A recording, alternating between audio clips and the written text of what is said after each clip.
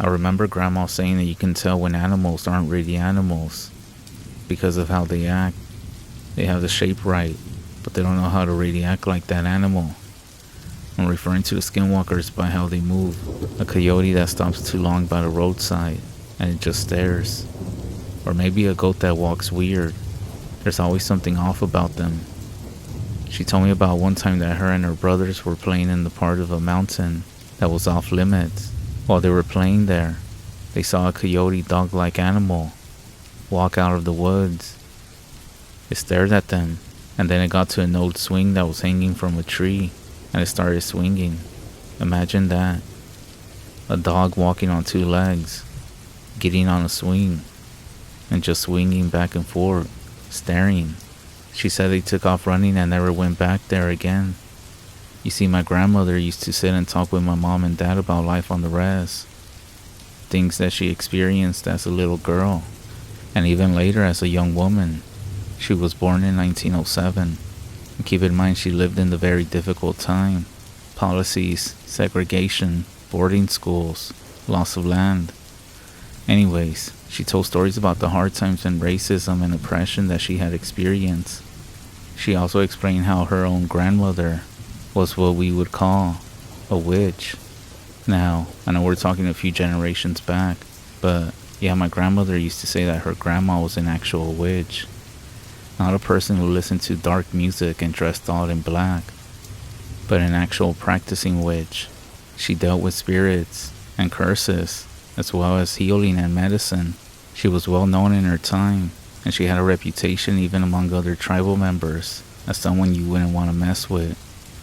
She also told me about one time that she followed her grandma to a medicine meeting. She was spying on her through a hole in the lodge, and what she saw was pretty scary to her. You see, the people inside were dealing with powerful witchcraft. So powerful, in fact, they could do so little as point to each other, or to other people, and they would be knocked flat on their backs. She said they were changing form at will, and making themselves look like animals, or shadows, or some sort of mist. So even though the story might sound strange, and I know it sounds made up, my grandma used to say that this is just the way the world is, and that such things happen all around us. Let me know if you want to hear some crazy ass stories that my grandma would tell me. Well, about her own grandma. One day my grandma said that while she was still a teenager, she and a few of her friends went on a joyride down around the countryside. Keep in mind that back in those days cars were pretty brand new, and it was a wild and crazy experience to go all around without the need of horses. Pretty incredible stuff at that time. It felt free and liberating, and it was actually going quite well until they got around an old train tunnel. That's when the car slowed down and just stopped.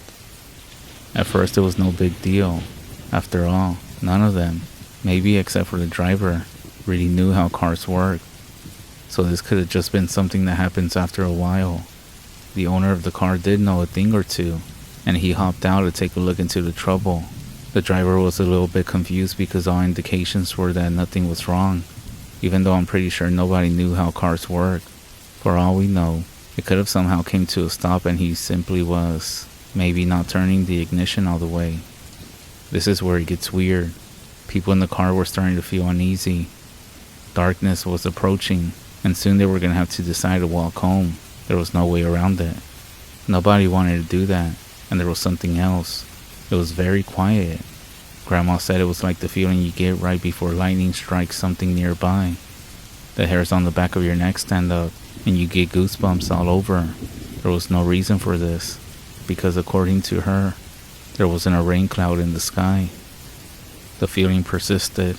The dirt road they had stalled out on was surrounded by trees and bushes, and of course by the dark tunnel that yawned in front of them. They started talking about their options when a little dog appeared. Grandma didn't really describe the dog, except that it had a grin on its face, unnaturally at that. The other thing that was scarier than all of this was that the dog was in fact walking on its hind legs. Everybody was scared. Nobody said anything. The dog approached the vehicle and began making a circle, the whole time looking inside the car at each person. My grandma said that everybody was petrified. The dog went around the car 3 times, and then it turned to leave. She said it never got down on all fours, and in fact, it left by walking out of sight behind a bush. I guess the fact that it left must have snapped the driver out of his trance, because he was able to get the car started again, this time without any issues. Say what you want about this encounter, but because of Grandma's past experiences, I have no question that the dog was actually a person, a skinwalker. As my grandmother told the story of this dog that walked on its hind legs, it wasn't until a few years later that she learned that the old train tunnel, where the car had mysteriously stopped, was near a secluded grove where her own grandmother had often practiced her witchcraft. Apparently she used this space to conduct rituals and commune with spirits. She never did say whether this dog had anything to do with the practices that her own grandmother conducted in the nearby grove. However, she remembered how the dog approached the car and stared at her more than the others, almost like she recognized her or something. My grandmother always said that there must have been some connection between the dog's appearance and the practices that were once held there, and she always reminded us that you can always tell if it's a skinwalker or maybe something else brought up by dark practices, because there is always something off about them, whether they try to look like an animal or something else.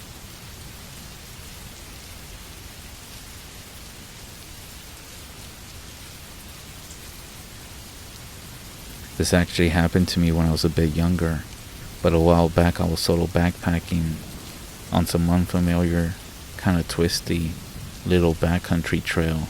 I was using a lot of gear I had made from natural stuff, and it was in early summer, so I didn't have a hunting license, and I didn't have a gun, or anything with me. I had a really nice couple of days of my trip, and I was encountering nothing but pleasant weather, peace and quiet, and nature in all its glory. Then, on the third day, after I broke for lunch, I noticed movement on the trail behind me. I was carrying a lot of weight in a homemade triangle frame pack as a building exercise, and I wasn't going all that fast.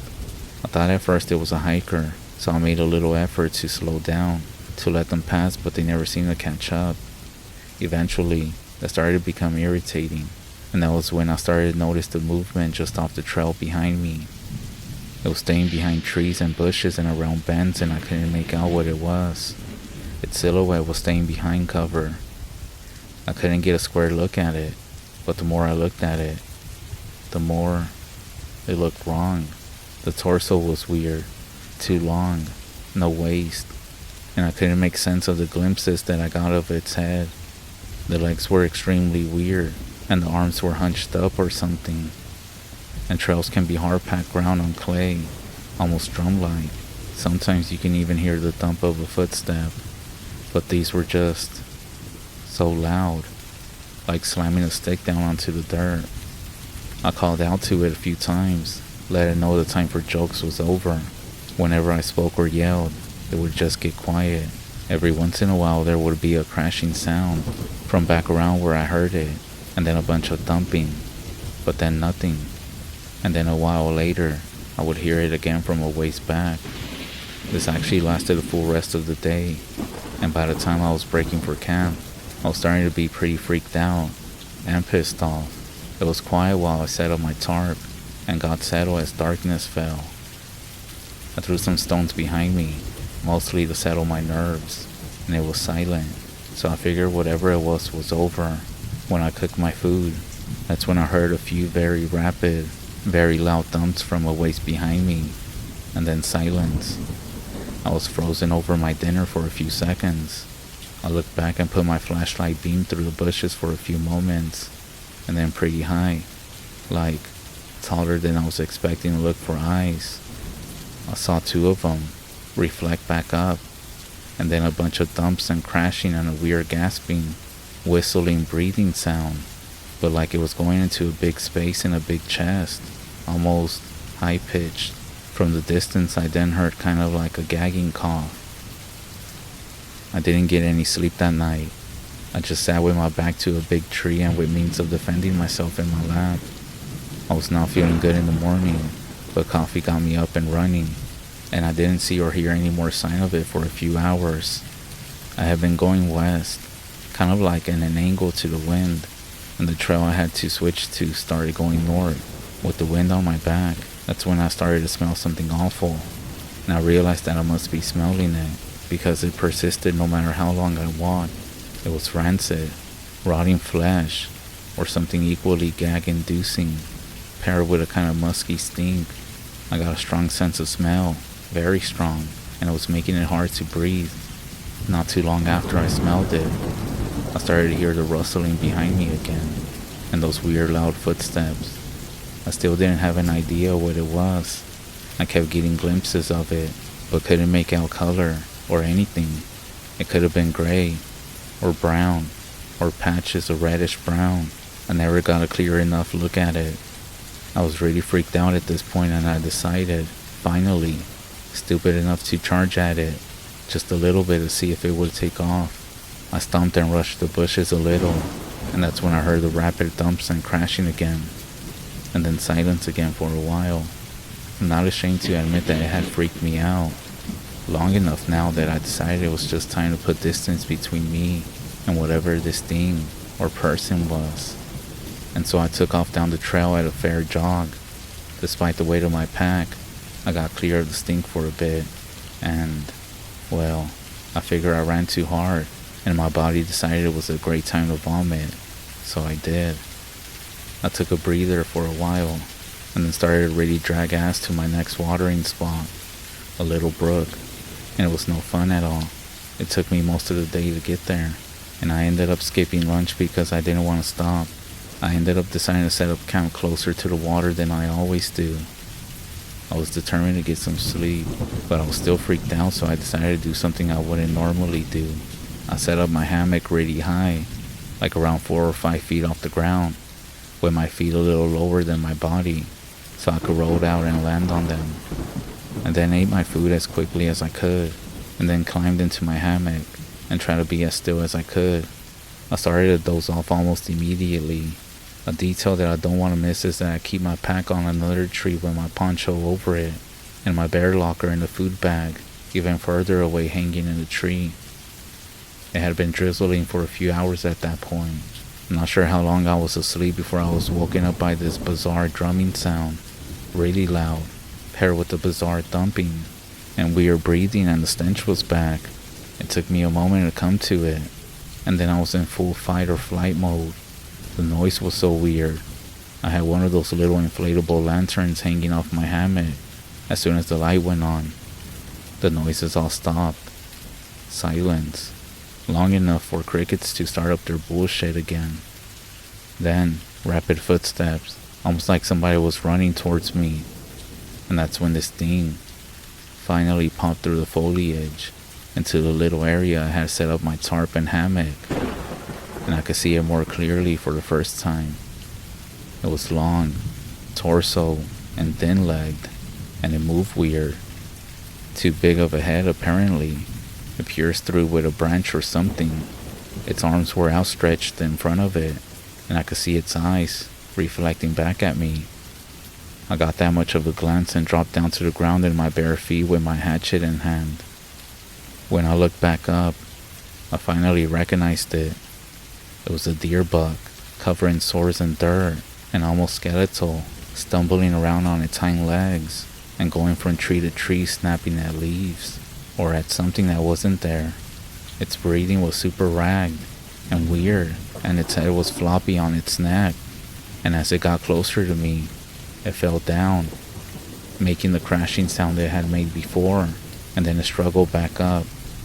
When it noticed me, it froze. It pissed a bunch, and then took off into the bushes. I would have laughed if I wasn't so tired. I then went to go inspect my food bag, and it looked like I hadn't tied it high enough, as it was down leaning against the trunk of the tree, and it had the ever-loving shit kicked out of it. I figured it must have had CWD or something, chronic waste disease. But damn did that fuck with me. I marked a few spots on the mud so I could find the tracks in the morning, dried off, and slept for a few hours. I ended up searching around the place for a while in the morning, and it was already muddy as I was putting up my shelter. Here's the creepy thing.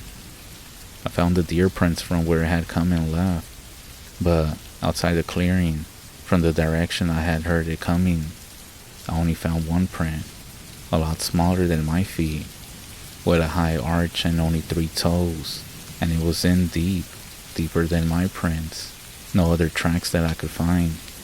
I caught the rotting meat smell a few more times on the way back.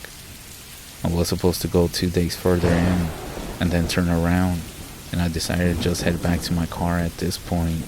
I actually heard the thumping as I was getting back to where I parked, and basically ended up running the rest of the way. Well, hustling. Even though nothing happened, I have tried to brainstorm some explanation for everything that I heard and saw. The brain is a first-class asshole, so it doesn't show you what's there. Most of the time that works well enough, as what it makes you think and see are based on a library of stuff you already experience. But sometimes, it's just crazy stuff. That pile of clothes on your chair just looks like a pile of clothes. But in the dark, it doesn't matter. Your brain makes it into a zombie staring at you, and it floods your blood with adrenaline in the process. After the night of no sleep, when I started to smell the rotten meat stink, which I also don't understand. I don't think that's a chronic waste disease thing as far as I know. But I kept hearing stuff, like almost musical sounding, like if you heard someone singing a tuneless little bored song under their breath. Maybe this was my no-sleep brain hallucinating, but it was still kind of creepy. I also heard that there's a phenomenon where people hear music that isn't actually being played. Apparently it has something to do with the brain, trying to fill in blank spots of our senses. Now, I don't expect you to believe me. I mean, it's not like I'm saying that I saw some sort of creature or demon. I know I got spooked by a rancid, disease-injured, dying deer. Then maybe I exhausted myself, and I'm letting my mind play tricks on me. I'm pretty sure this is a common experience for anyone who spends time in the woods alone. Not specifically the zombie deer part, but getting paranoid, losing sleep, and letting your mind get the better of you. Also, it got weird as I was trying to get back to my car. I didn't really sleep much, just took some 20-minute naps every few hours, and I walked through most of a single night. I wasn't having a good time, and I think my mind was playing tricks on me, and I was starting to see flashes of light at the corner of my eyes. I'll never go back there again.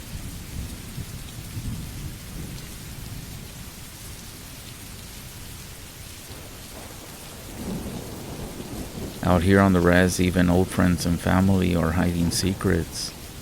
You know, when you graduate high school, you lose contact with just about everyone you knew. I mean, yeah, you'll keep in touch with them here and there, through social media and random messages. You contact each other with the same thing as always. We should definitely hang out sometime. Or, yeah, I'll let you know. But we all know nothing really comes out of it. Every now and then, you'll get a message from an old friend. And you know deep down it's most likely some Herbalife or pyramid scheme pitch. It's kind of funny, really, but you go along with it. Well, one of those days, an old friend from high school sent me a message. It wasn't weird, not exactly. He was simply asking how I've been and how life was treating me. We caught up over a few months, nothing too much, but enough to engage in conversations with him. And then came the sales pitch. He told me he was moving off the REZ, out of state actually, and he was looking for someone to watch his place and clean up while he was out. Plus, he also said he was going to pay, so it was something I couldn't pass up. I almost forgot to mention, I'm also from the REZ, but my girlfriend isn't. She's more city vibe type of girl, so I agreed to house sit and clean up for him. His house was kind of secluded, and it felt like a nice getaway, if you consider that on the REZ. It was my girlfriend's first time on the REZ, but she was excited. She was one of those girls who looks at the REZ like a missionary trip. Yeah, slightly offensive, but you get the point. Basically, she's not familiar with REZ life or culture. When we got there, everything is normal. The house was quiet. The property had this peaceful, quiet vibe. Before we went to sleep that first night, I remember I needed to turn on the motion detector lights outside. My friend had left me a note with a few instructions, so I didn't think much of it. After I set the lights, we went to bed. I fell asleep quickly, but my girlfriend took a little bit longer. At some point, she woke me up throughout the night, saying she heard some noises outside, and she also said the motion lights outside went off. I didn't think too much of it, most likely just the wind or an animal. But just to help her calm down, I went outside to check the yard and she came with me as well. We looked everywhere, but there was nothing. I told her that everything was fine, and that I would double check the gate and everything else around in the morning. She stayed up on her phone for a bit while I went back to sleep. Later, she told me it was around 2 a.m. when she was finally able to fall asleep. The next morning, we checked all the locks, and so we started the day with cleaning. I had to leave to go buy some cleaning supplies. When I got back, she told me that she felt weird the whole time I was gone, almost like somebody was watching her, if somebody was in the house with her. She brushed it off, thinking it was due to the fact that she was in a different place. However, she also mentioned that when she was on a stepladder cleaning, she felt like someone had grabbed her shoulder. I joked and said that maybe she had a friendly ghost, or a loved one simply saying hi. We both just laughed. After 2 days, nothing happened, and everything was good. But one night, something weird happened. She told me she had been feeling nervous and jumpy all day, even though she had calmed down by the time that we were gonna go to sleep. At some point through the night, I woke up to her shouting, "Help me, you have to help me." It was loud and desperate, and it freaked me out because she didn't even sound like herself. She wasn't asleep. Her eyes were open, but it was like she was in a trance. She was staring directly above her, looking up, not moving a bit. I grabbed her and shook her until she snapped out of it. I asked her what was going on, but she seemed confused, and she said she didn't know why she was yelling. I checked my phone. It was 2 a.m. The next day she seemed very quiet. Oh, and I forgot to mention that my friend called me, and he requested if I could give him about 5 more days. Basically 1 more week. He said he ran into some issues, and he was going to be out longer than expected. He also said he would pay me double. Plus, it sounded good. A whole free check to me, and maybe another to my girlfriend. We had also already detail cleaned the house, so we would just be house sitting, doing nothing, while getting paid. However, my girlfriend's biggest concern was that she didn't feel safe in the house. I could tell she was on edge, and it wasn't just because we were in this place. I could feel it. I could tell it was starting to affect her mentally, and that also made me a little bit uneasy. I knew my friend really wanted us to stay the full week, especially when I told him that we might have to leave because my girlfriend doesn't feel safe. So he said he was going to make a few calls to see if someone else could come over and take our place. Basically find a replacement. Even though I wanted the money, I agreed to it. I guess it was the best option. He called back a few hours later. He said he couldn't find anyone else to come. However, he did have another suggestion. He said that his neighbor Joe had a dog that he sometimes brought over. The dog was supposed to be friendly, and he said maybe having it around would make us feel safe. So I figured why not, even though it seemed like a strange solution for the situation. But hey, as long as it makes my girlfriend feel safer and we get that nice bonus. I brought the idea up to my girlfriend. Of course she loves dogs, so off we went. Surprisingly, the house wasn't that far, only about 10 minutes away. So much for being a neighbor. But like I said before, these places were sort of isolated.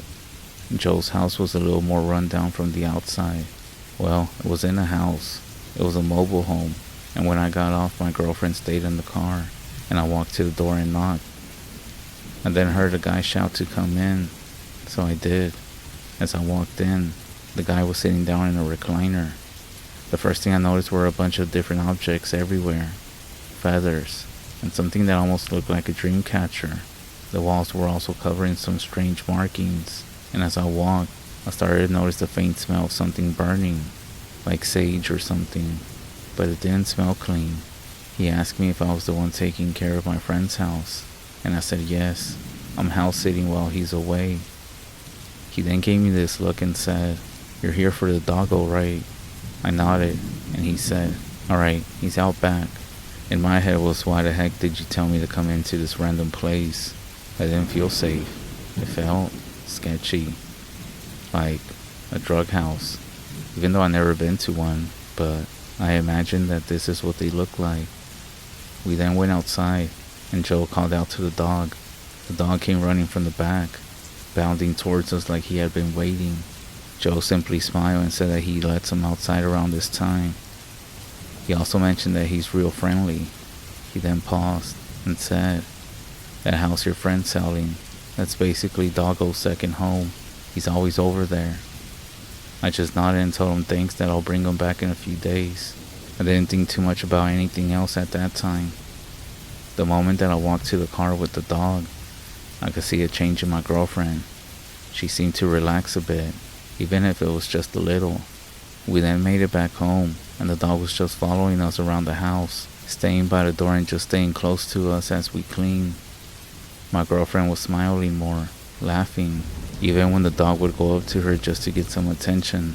And for the first time, my friend's house just felt better. That night, I was outside with the dog, having him use the bathroom. I was walking around checking the motion lights. My girlfriend was inside washing dishes. As I went around the house, I noticed something strange on the ground near the side of the porch. Small sticks, with what looked to be wrapped in dry leaves, and a string as well. There was also marks on the ground, as if something had been pressed into the dirt recently. At first I didn't think too much of it. Maybe it was just the breeze from the wind, but there was something off about it. Later that night, my girlfriend went to turn on the bathroom light to take a shower.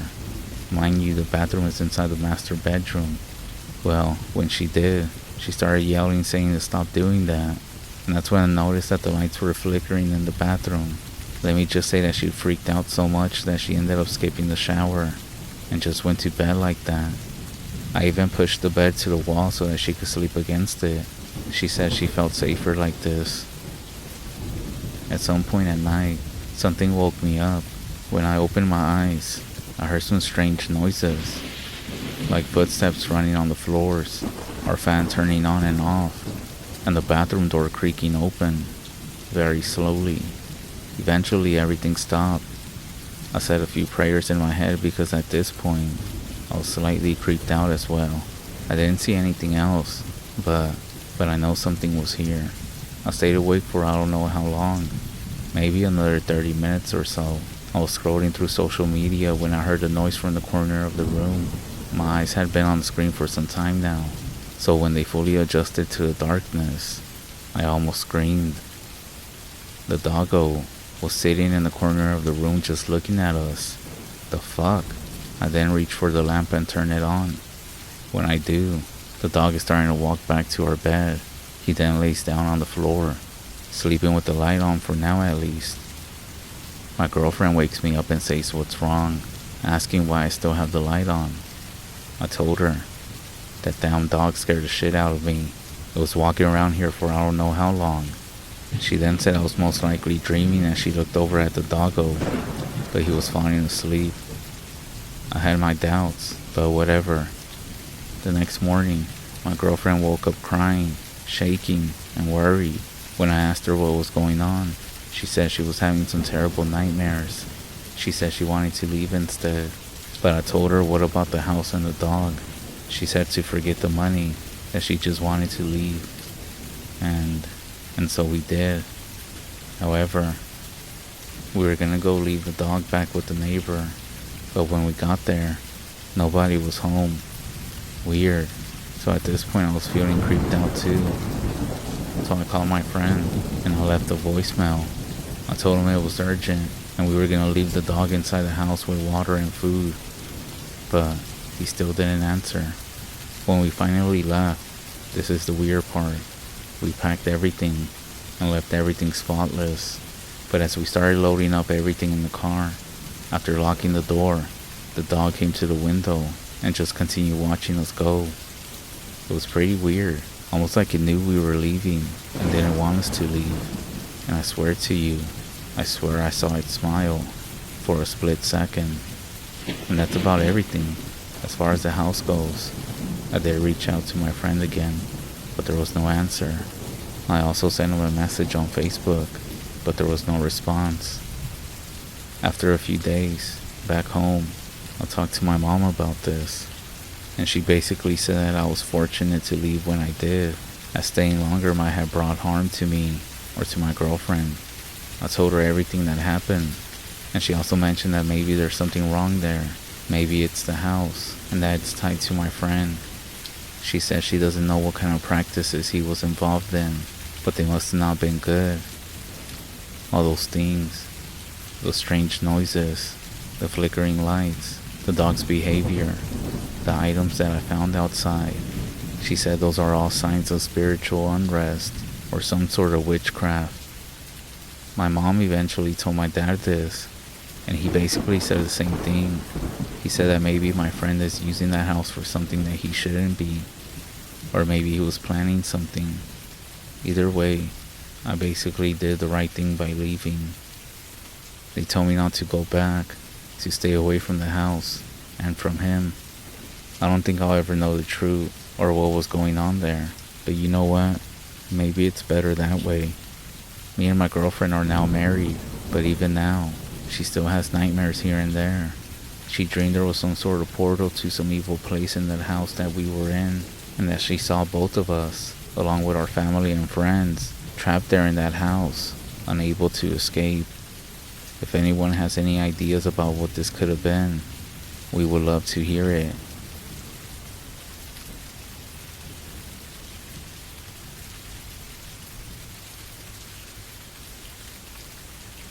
I came across a skinwalker at night one time. Well, it's not really a skinwalker. I actually want to say it was a bad spirit, an evil spirit. On my REZ, horses are said not to carry bad spirits, but that's all I felt around me. A few years back on my REZ, I came across something at night. I wouldn't call it a skinwalker, because I don't think I would be alive right now. I think it was a bad spirit, an evil spirit, taking on the shape of something. Well, let me tell you. One night, I was walking my dog and I hear whistling. Just a long whistle that echoed through the night sky. It was kind of creepy, but I didn't think too much of it. I figured if my dog was calm, I shouldn't have to worry.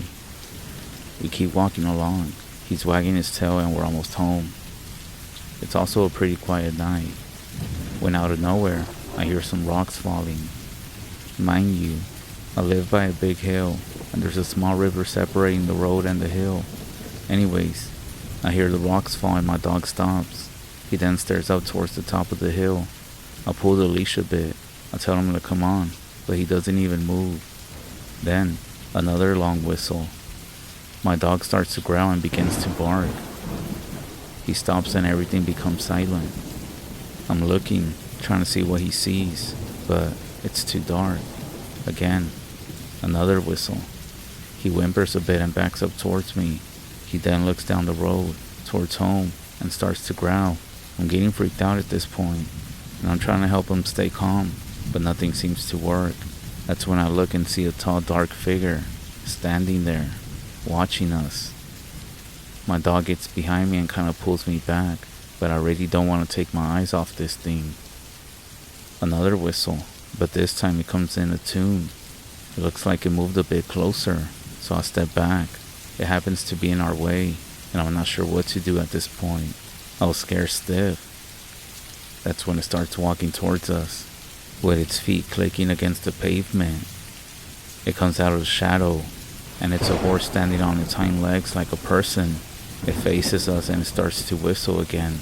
It takes a few steps towards us, and my dog whimpers in terror. I drop the leash and he takes off running. He runs home, but the thing happens to have no interest in him. It's walking towards me. I turn and run. I can hear it behind me clicking against the pavement. I'm running for my dear life at this point, going as fast as I can. I'm getting tired, and once I'm out of breath, I stop. I hear it slowly walking up behind me, getting closer and closer. I turn around, and it's only a few feet away at this point. I then look at it, assuming that I'm gonna die here, but it smiles at me and walks over to the little river. jumps over and runs up the hill. I stand there and think, what the fuck? Am I hallucinating? I then hear it whistle again, longer than the ones before, and then dead silence. I walk home and keep my eyes open for it, but nothing.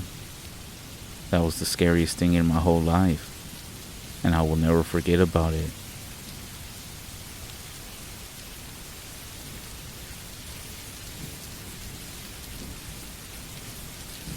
Last winter I stayed in an Airbnb for about a week.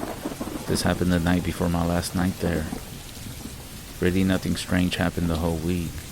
The woods were completely dark, and you couldn't see any lights from other houses, which was great for me. The whole place had huge windows all around looking into the woods. And that night I was walking around one of the rooms when I heard a quick, sharp whistle from outside. I don't get scared easily by stuff outside at night, but it was so weird. The moment that I heard it, I was so full of fear that both my eyes and nose started watering. I stood there kind of paralyzed for a second before I heard another whistle and just went to go close all the curtains and blinds and turned off the lights as well. I'm not sure why I did that, but I sat there in the dark on the floor, so full of fear that my nose was dripping and tears were filling my eyes.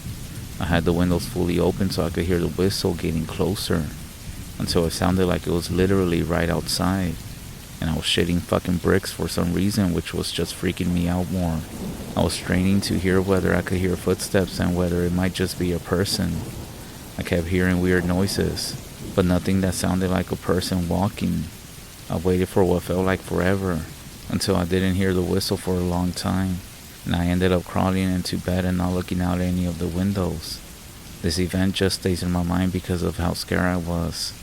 I used to always walk around in the woods at night, and I even ran into hunters and weird-ass people, and I was not once so scared that I felt like that. I sat on the floor with my nose and eyes dripping and kept thinking, why am I doing this? And I could just not make myself move and look out the window or do anything. And I have lived in this area for 25 years before that. I'm very familiar with the wildlife noises, and I don't believe the sound was any bird or animal. Sometimes when I think about it, I can still feel the fear so much that my eyes water again, and I just wonder what the fuck that was. Has anyone ever experienced anything like this?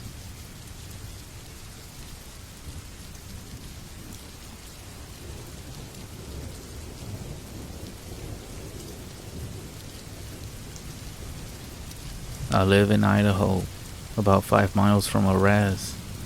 Growing up, we heard all sorts of stories and legends surrounding the reservation. I have to admit, I didn't really believe when it came to the things we heard. My best friend and I have always been drawn to the paranormal. Back when we were about 16 or 17, we decided we would go for drives on the REZ at night. I know one of the rules of the REZ is to never go out at night, but again, I didn't really believe in these things. So anyways, the area that we live in has a very close community, and our little town has just over 10,000 people. We basically have no crime, and everyone feels pretty safe. So driving around at night is no big deal. So we would go on these drives fairly often, with no experiences to note. But one day, we heard a story from someone at school about an abandoned schoolhouse on the other side of the REZ. Just passing the schoolhouse, there was a small bridge that went over a large farming canal. The story was if you drove to the bridge and turned your vehicle off, you could hear water babies. If you don't know what water babies are, there are many different stories and legends coming from Native American culture. I would advise you to go look them up. I mean, don't tell me you thought Skinwalkers was the only paranormal thing around Native American culture. So anyways, we decided that was going to be our next driving destination. None of us had ever heard a water baby cry, so of course we were interested. That night, after dark, we jumped in my car and started driving out there. The closer we got to the schoolhouse, I did start to feel a little bit uneasy. We drove past the building that was supposedly the schoolhouse and stopped on the bridge. I cut the lights and killed the engine. Silence. There was no sound, except for the rushing water below the bridge. We sat there for what felt like forever, but only about 4 or 5 minutes had gone by. We heard nothing but the water, and so of course we started joking about the story being fake, and decided that it was a bust, and to just go home now. The keys were still in the ignition, so I started the car, but nothing. The dash lights lit up, but it just wouldn't turn over. I never had any issues with my car before this. I tried a couple of more times while talking with my friend, not wanting to freak her out. But after the third time of trying to start it up, I turned to her and said, "I don't want to freak you out or anything, but my car won't start." Her eyes grew wide and she responded with, "Tell me you're joking." I wish I had been. We sat there for a minute just staring at each other, not knowing what to do. If we called my mom, there would definitely be some ass chewing for being out on the REZ so late, especially at night. So instead, we chose to call one of our friends that had a truck. If the battery was just dead, he could give us a jump. If not, he could tow us back to town. So we called and waited, sitting in the middle of the bridge in my dead car, frustrated from the lack of experience and car troubles. We just wanted to go home now. But that's when I saw it. It's a well-known fact that the reservation has packs of wild dogs that roam around killing livestock, and there have been a few instances of them attacking kids and even putting them in the hospital. But this was no dog. I've seen all types of wolves and coyotes, but there was no way in hell this thing was either of those. It was skeletal, like a malnutrition animal, and it was walking on all fours, slow and low to the ground. It was walking along the canal towards the bridge. I smacked my friend, making her turn to look and see what I was staring at. We both stared in disbelief at this creature, slowly coming towards us. I honked the horn. At least that was still working. But this is where things got really weird. This thing stood up on 2 legs, arms limping at its sides. I kid you not, I fucking screamed. I had never seen anything like this in my whole life. It stood between 8 and 9 feet tall and was staring right at us. It then took a couple more steps towards us. Me and my friend were frozen. We were trapped in my car that wouldn't even start. As it slowly started walking and getting closer, that's when headlights appeared in the distance. As the lights came closer, the creature dropped back to all fours and took off for the hills, where I assume it came from. Our friend pulled up to help us, and both my creeped out friend and I kept quiet about what we just saw. He walked up to the car, and I rolled my window down. He suggested that we push the car off the bridge to the side of the road and pop the hood. So I threw it in neutral and got it to the side of the road. My friend asked me to pop the hood and try to start the car. So I did. The damn car started right up. I don't even know what caused it to not start before. But that night, I had an experience I'll never forget. I don't go out on the REZ anymore at night. I learned my lesson, and I would rather not see whatever it was that night, that creature, again.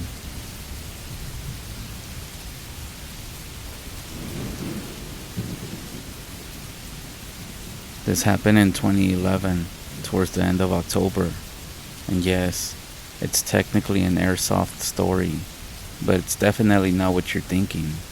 I play on a pretty good airsoft team, and we go to a few regionals and some national events just for fun. It's a good hobby. We don't think we're super elite Navy SEAL operators or anything like that, but we have been to military simulation games before. So I live in a mountain state in the western US, and there are lots of military bases out there.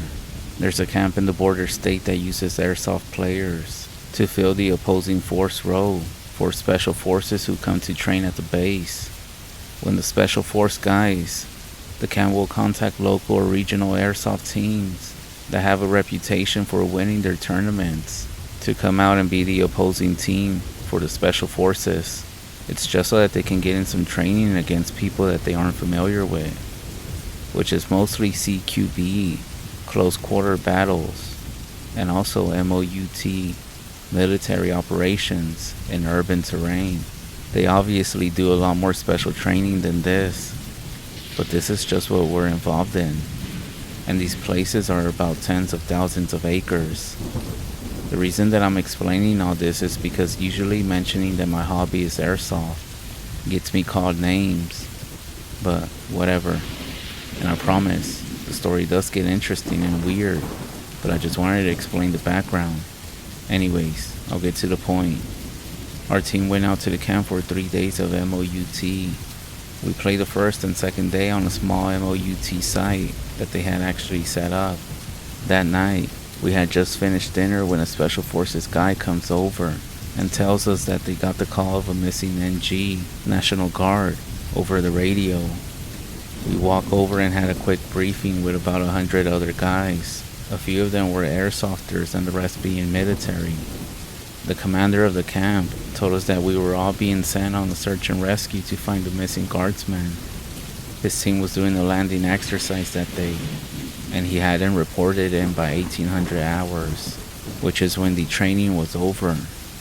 We got set up with National Guard radios, and all got the same channel with the military guys. We gathered what little survival gear that we brought. We grabbed plenty of flashlights with extra batteries. We put on heavy winter coats and caps with warm socks. The temperature was expected to drop to 8 degrees that night.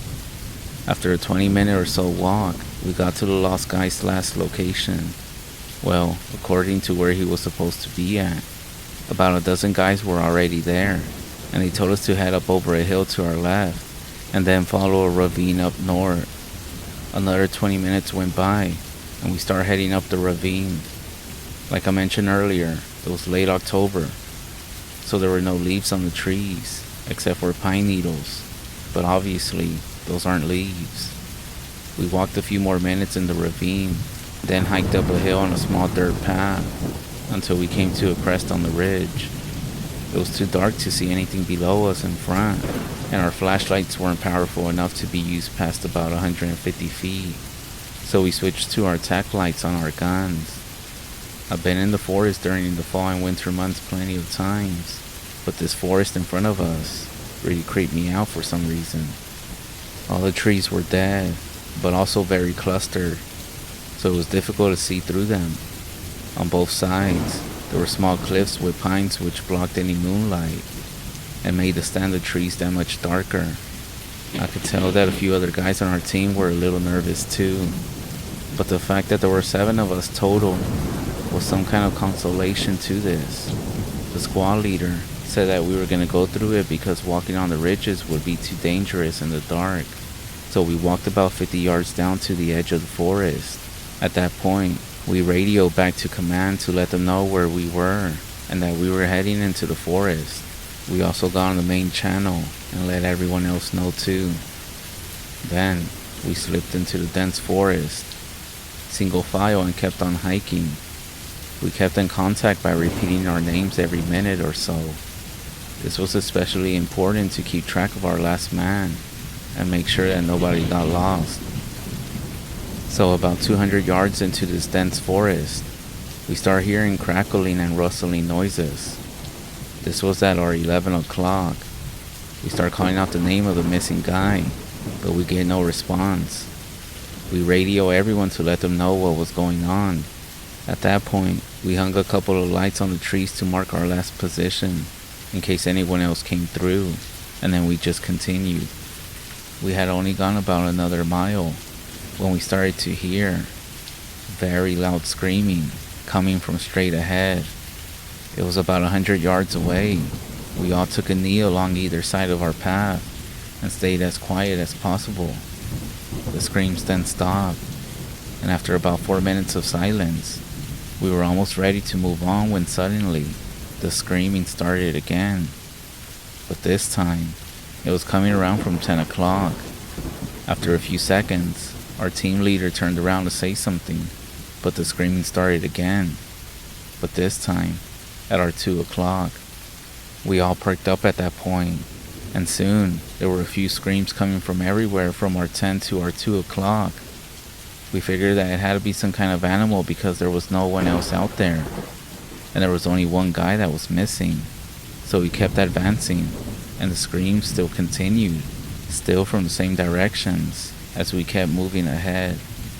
After about 150 yards, we thought that we would be right in the center of whatever was screaming, but it was still coming from in front of us. The squad leader stopped, turned, and told us he heard running water up ahead. After a few more feet, we came to a small stream. We crossed carefully on some stones and then moved another 200 feet or so, until we came to a sunken area in the forest, where there was a 20-foot gap clearing between the trees. We stopped for a minute, got some rounds together, then decided to try to catch the animals off guard, but it wasn't getting louder or even more quiet, even though we kept moving. We all lined up and turned on the lights at the same time. We were aiming straight ahead. The screaming then stopped, out of nowhere. All I could see was the row of gray dead trees in front of us, and pure darkness right behind them. The hair on my arms was completely raised at that point, because whatever had been screaming now knew that we were there. Once we turned on the lights, we were about to shift positions and move into better cover, when we heard an extremely loud roar come from our front. I heard bears, mountain lions, and other wilderness critters before, but this was like nothing that I had ever heard in my life. It definitely wasn't human, and it wasn't any recognizable animal. Some of the guys started to whisper, but soon stopped as this other noise came from behind us. And in a few seconds, what sounded like roars and screeches were coming from all around us. And suddenly, we heard one come from our 8 o'clock that sounded like it was only a few fucking feet away. It was at this point that our squad leader got up on one knee and said, "Everybody get up, we're moving right now," in an urgent, non-screwing around voice. We all stood up and quickly started sprinting towards our 1 o'clock, the opposite direction of the closest roar. I don't even remember how long we ran, only jumping over logs and trying not to get caught on the branches. I would shine my light to the left through the trees for a couple of seconds, and then switch back to the path to see where I was going. These screeches kept coming from both sides and seemed to close in on us. Lucky for me, I never saw anything with my light when I was running. I mean, I didn't want to see, but at the same time, it was almost worse not knowing what was chasing us. We finally reached the riverbank, and all of us literally leaped about 12 feet across, because that's how much the adrenaline was pumping through us. When we landed on the other side, we scrambled up a hill with some pines and hid behind the trees. Even though we were only a few feet from each other, we kept our lights scanning the tree line below us. My adrenaline was really going at that point, and my body felt like it was about 1/10 the weight that it actually was. That was the most intense fight or flight moment in my life. I was able to keep my arm steady and my light pointed below us. After a couple of minutes, I realized that something was rattling heavy to my left. I checked over my shoulder and saw my teammate shaking so hard that his gear was rattling around like all hell on his body. I shifted my position and put my hand on his shoulder, but he immediately jerked his arm so hard, my hand went flying. I looked right into his eyes, and I have never seen that much fear in my entire life. His pupils were dilated so much that I almost couldn't see the whites of his eyes. I told him that we put some distance between ourselves and whatever was chasing us, and that we're gonna be okay. Lucky he hadn't totally lost it yet, and he nods to acknowledge what I said. We sit up on the hill for about 10 full minutes just trying to get our shit together, and also let the adrenaline go down. Finally, I scoot over to the squad leader and ask for his radio. He fumbles for a minute, then he hands it to me with a shaking hand. I'm pretty sure, or at least I felt like the most level-headed one in our team right now. So I called on the radio to let the other teams know what was happening. It took about 2 minutes of uninterrupted talking on the radio to explain our situation, because my mouth was also starting to shake, and I had to repeat and correct myself every 2 seconds. Soon, there was radio traffic reporting the exact same type of thing happening with other squads. This made us feel slightly relieved, until we realized that whatever was screeching wasn't just isolated to the one area. At that point, we decided to get the fuck out of the area and stay on the ridges where at least we had some visibility below us, and we weren't surrounded by a dense grove of trees. We walked about half a mile along the ridge. Then we had to drop down onto a dirt path because the hilltop was too steep to continue. After some more walking, we came to a small cluster of the same dead trees. Even though we were on the opposite side of the hill where we were chased, we were still on the edge though, and slowly approached the trees with our lights off and with no communication. When we were about 25 feet away, we saw some movement and froze in place. My adrenaline had kicked in again, and I thought, this is it. No more running. It's gonna get us right here, in the middle of nowhere, and no one, not my family, not my friends, will ever know what happened to me. Before I had the chance to swing my light up, 4 lights beamed in our direction. Search and rescue team. It took us a few seconds. The guys in the trees pointed their lights down and told us to come towards them. I thought my team was scared to death, but these 4 guys were as white as sheets. They asked if we heard the same noises and the screeching as well, and we replied yes. And then we also mentioned we had been chased a few minutes earlier. They said the exact same thing happened to them, only they had stayed in place and had been stalked, circled, until they heard us approaching a few hundred feet away. After we linked up with the 4 new guys, we got the fuck out of there and continued north, hoping to find some other squads just to at least increase our numbers and feel a little bit safer. After about 5 minutes into the walk, I heard a loud thump behind me, and everyone immediately turned around, expecting to see whatever had been screaming. We saw a man laying down on his stomach but still moving. We all thought he was attacked, but he got up onto his knees and started slapping his chest, indicating that he had the wind knocked out of him. All he did was point down to his right. As we looked closer, we saw a piece of rebar where his foot was, and there was some concrete right under it. We all got around him, and someone helped him up, and the 2 squad leaders decided to check the area to our 4 o'clock. We only fanned out a few feet, but within a few minutes, we had found a small clearing with large cement squares in the middle. There were some metal railings blocking off the center of the cement, and the middle line was bisecting the center of it all.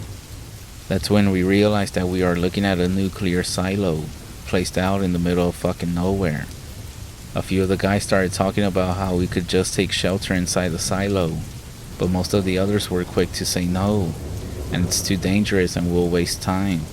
Still, a few people found the entrance. It's basically like a manhole, and they pulled off the cover. We start going over a couple of guys at a time to check it out. When I go over there, I shine my light down through the hole and circled around to get a better angle.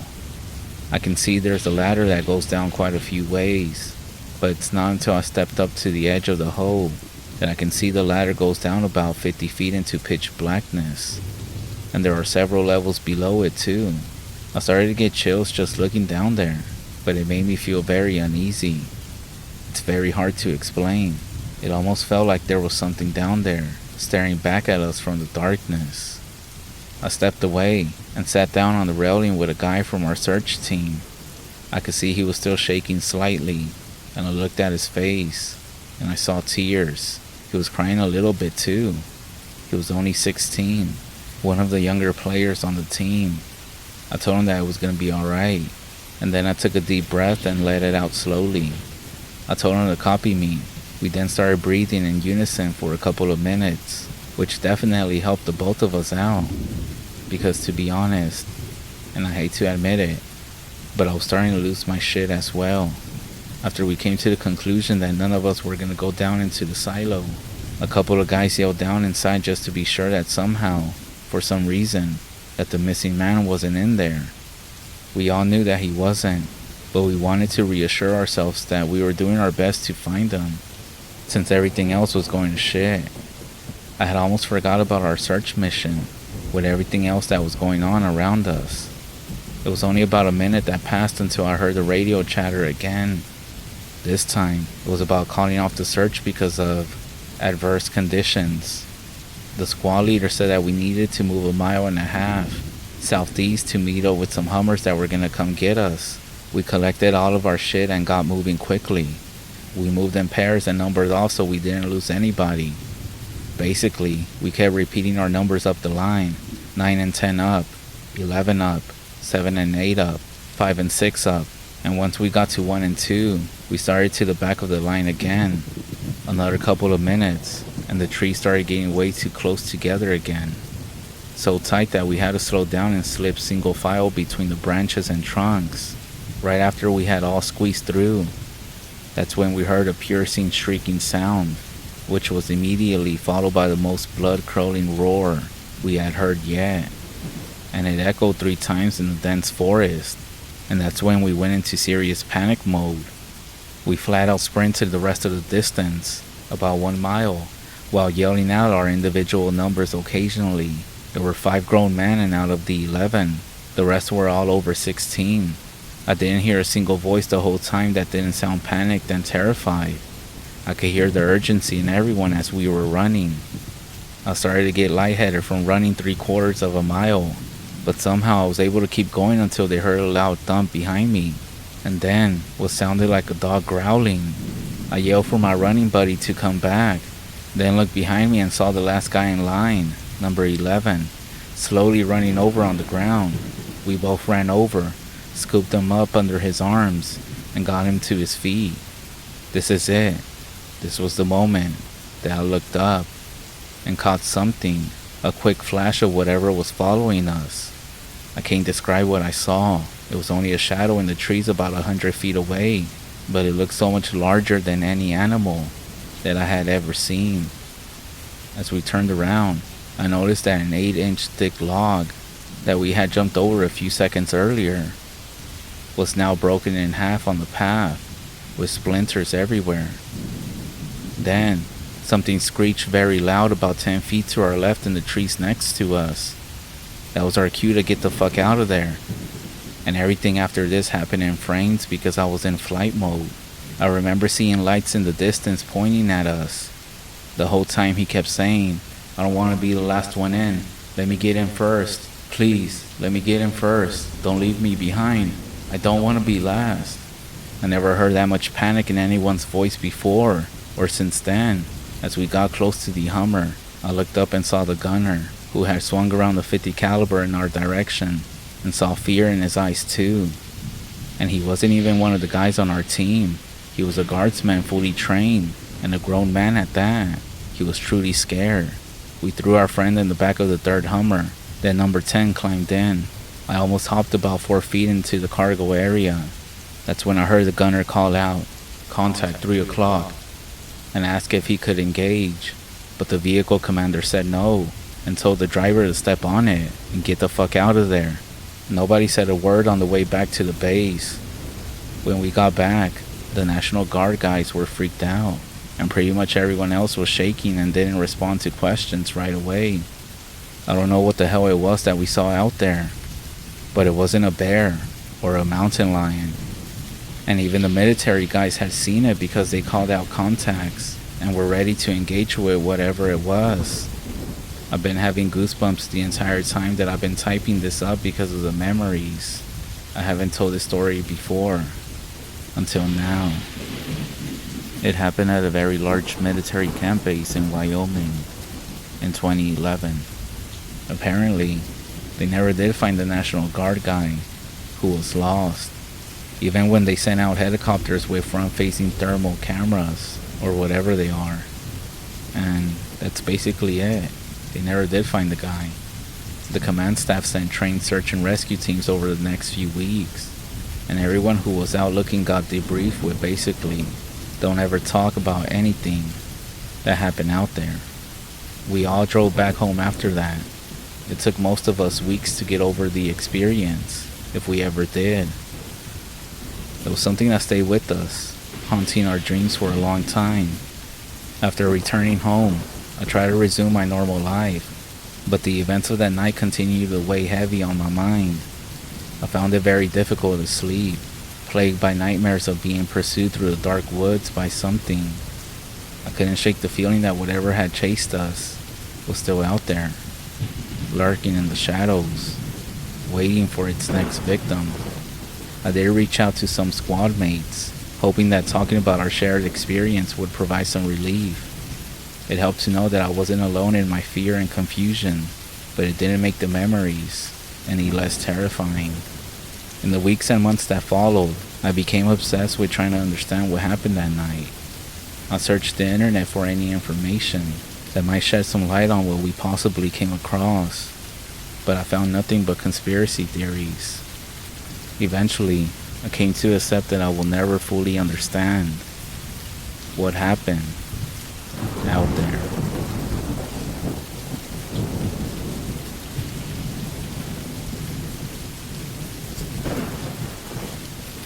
So before I start this story, I would like to say that the Black Hills is sacred land. It's a deeply spiritual place. As a Native American, I was told by my relatives and grandparents that the mountains were sacred places and that spirits dwell within them. Back in the early days, our ancestors would ask for permission, safe passage, before traveling through them.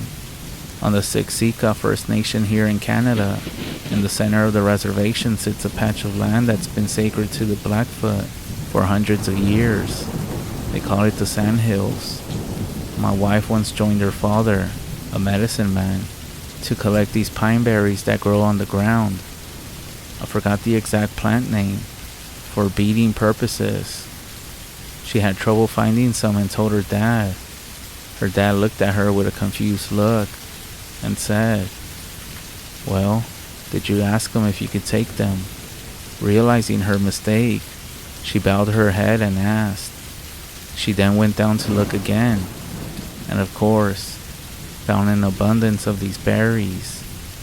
It's believed that these people, the tobacco people, live in the sandhills, tiny people, and when you take something from the sandhills, you have to leave tobacco behind as an offering. So my wife's late uncle once told me a story before the REZ had street lights, that they would often have to walk from one community to the other to attend gatherings such as dances. They would have to walk on this long stretch of gravel to get to the other community, and to the west of this road were the sandhills, and they would see silhouettes dancing in the sandhills. So I went on a camping trip and ended up camping in the Black Hills National Forest in South Dakota. Besides the warning of bad weather and a general uneasy feeling going in, I assumed I was just anxious from driving all day and the fact that I haven't tent camped without a group in years. I know about the outdoors and I trust in myself, but I'm extremely respectful to the land, especially the forest, as I'm normally picking up garbage and disposing of waste whenever I found it. Me and my wife finally arrived to the site. It's last minute and we decided to camp not too far off a dirt road in a designated camping spot with a tent and blankets in my truck. We set up the tent and watched the sunset before falling asleep in the tent. I have the feeling to leave my firearm locked up in my truck for some reason, and I decided to listen to my gut. This time, we crawled into bed and drifted off to the sound of rain in the forest. I knew it was the anniversary of the Deadwood flood, but I don't pay too much mind to it. I'm having a little bit of trouble falling deeply asleep, as I'm just listening to the noises all around the tent. I'm not sure how it happened, but I guess I fell asleep, because I woke up to the sound of the tent zipper being opened. I'm not sure what time it was, but I sat straight up, and that's when I saw a face of pure black staring at me in the darkness with a massive grin on its face. All I can make out is eyes and a smile. I'm frozen in fear and blink a couple of times to find it gone. My wife, who was laying next to me, is asking me if I'm okay, and I just say it was a nightmare, but I was okay and not to worry about me and to go back to bed. She falls back asleep, and I just lay there, frozen in shock for a few hours. I had crazy dreams before, but nothing like this. It was too real, and it was too vivid to be a dream. This is actually the first time my wife goes camping, so I decided not to tell her in fear of scaring her away from something we both discover and we enjoy. I did teach my wife to leave everything better than how you found it, in this case before we arrived, and to be respectful and responsible of nature itself. So anyways, I haven't paid much mind to it until tonight, after talking about it with my roommate. I'm taking this experience more as a warning than an actual threat.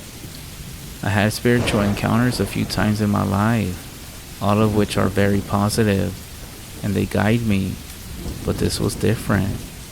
This pure black face that was poking its head inside a tent didn't speak a single word, and I was actually scared for the first time. We did end up leaving in a hurry with the excuse of getting on the road. I'm still very scared. I'm mostly seeking guidance about this situation with family members and to get opinions on what this could be. I'm not sure what it was, but I will let you all know.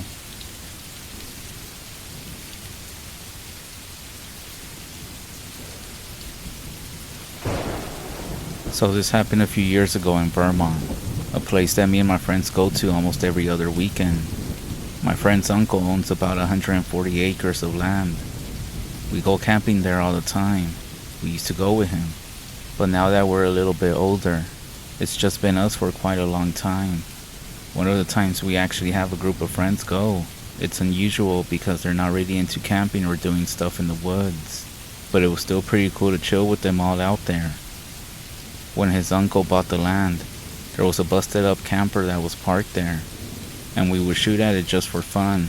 It was actually pretty useful though, because me and my friends who would go up a lot would cut up some extra firewood and just leave it in the trailer, so we would have some dry wood for winter trips.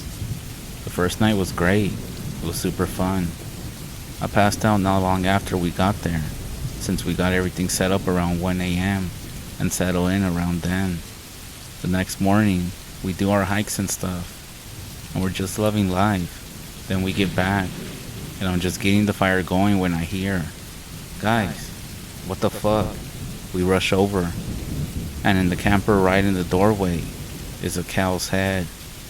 It couldn't have been more than a few days old, barely if at all decomposed. There are farms everywhere in Vermont, but the nearest farm from us was easily a 30-minute drive. We are far in the woods here, so we grab our guns and just start to patrol the area a bit. Only me and my main friend have any guns. Everyone is dead silent for a long time. We're all just listening. I convince everyone that however it got there, the person was gone. There was no body, just a head. Me and my friend go for a walk down this usual pathway, and we follow it for about 5 miles. And when you do, you end up at this huge clearing. It's one of those clearings in the woods where all the power lines go through. So we keep on walking. About 15 minutes later down the path, a path that again we know very well by now, we see this big ass tree, and there are stones planted in the ground like steps. We look at each other like, what the hell are those? Because we just took the same trail last month. So we follow the path, and it circles around the tree, and we see a chair on the back side of it. I stare at it for a while. There's nothing strange about the chair, but the stones that are put on the ground. It almost looks like someone, for some reason, was worshipping whatever was in this chair. I then notice that the sun is starting to set, and it's gonna get pretty dark soon. My friend then says that he's starting to feel a little creeped out. It gets dark really quick when you're that deep in the woods. There's no light at all. Then, all of a sudden, we hear the group that we left behind, and they're screaming like bloody murder. So we start running back down the trail, kicking ourselves for not staying with them and looking around. We get back to where the group is at, with our guns up, looking around, calling our friends' names. All of them are around the camper, a little out of our sight, still looking ahead. They all get scared as hell because it looks like we're getting ready to shoot them. We ask if they're alright. We heard them scream. The look of dread on their faces is something I'll never forget. They were looking all pale, and all of them said that nobody was screaming. They said they didn't even hear anything. Me and my friend explained that we heard what sounded like a group of people getting killed, screaming. Finally, my friend decides that he's gonna go up to his uncle's cabin, which is about 80 acres away, and tells him what happened. So his uncle comes back to the campsite, and he sees the cow head. He looks at us and says that he's not screwing around or playing games. And he starts saying that we could get arrested for doing some sick shit like this, and that he was gonna call the police on us himself if he finds out that we did it. After asking and talking with everybody, he realizes that we aren't lying and that we didn't do it. Either way, the police get called. They see the cow head, they see the chair, but they're not really interested in it. I tell them about the screams, but they barely pay attention. If anything, they were only concerned with the cow's head. They tell us just to go home and forget about all this. Like, actually go back home, 2.5 hours away. I did forget to mention that this cow head, it was a clean cut. I mean, someone cut this thing's head off, and they did it very good. I have gone hunting before, but I hunt for food. But whenever me and my friend and his uncle go, we save the meat, and his uncle even tends to hide and we make stuff with it. But this was skillfully cut off the thing's body, and there was no blood to be found or the body. We tell the police that we're too far away and we aren't gonna pack up to just go home right now. They simply tell us that we better leave with our stuff or without the stuff, but to just leave. My friend's uncle gets all what the fuck, and he starts sticking up for us. The police then whisper something in his ear, and they both look at us. That's when my uncle's demeanor just completely changes. He tells us to go home, and then him and the cop just walk away, and they continue talking. We were looking at each other confused, and we couldn't hear what they were whispering. But I swear, I heard something along the lines of some sort of cult. But other than that, we're really not wanting to leave right now, but we still do, because we don't want any more trouble than it's worth. My friend then calls his uncle that night when we all get home to tell him that we're okay. There's no answer, and it's really late at night, so we think maybe he's sleeping. He calls back almost every day for the next few weeks, and there's no answer. His uncle has literally avoided him from that day on as much as possible.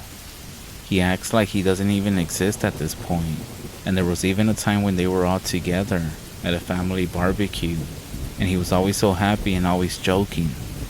But now, he just pretends that he doesn't exist. He doesn't even associate with anybody, and he just kinda always looks sad, always by himself. I don't know what the hell was going on in those woods that night. I think about it all the time, and it's something that I'll never forget.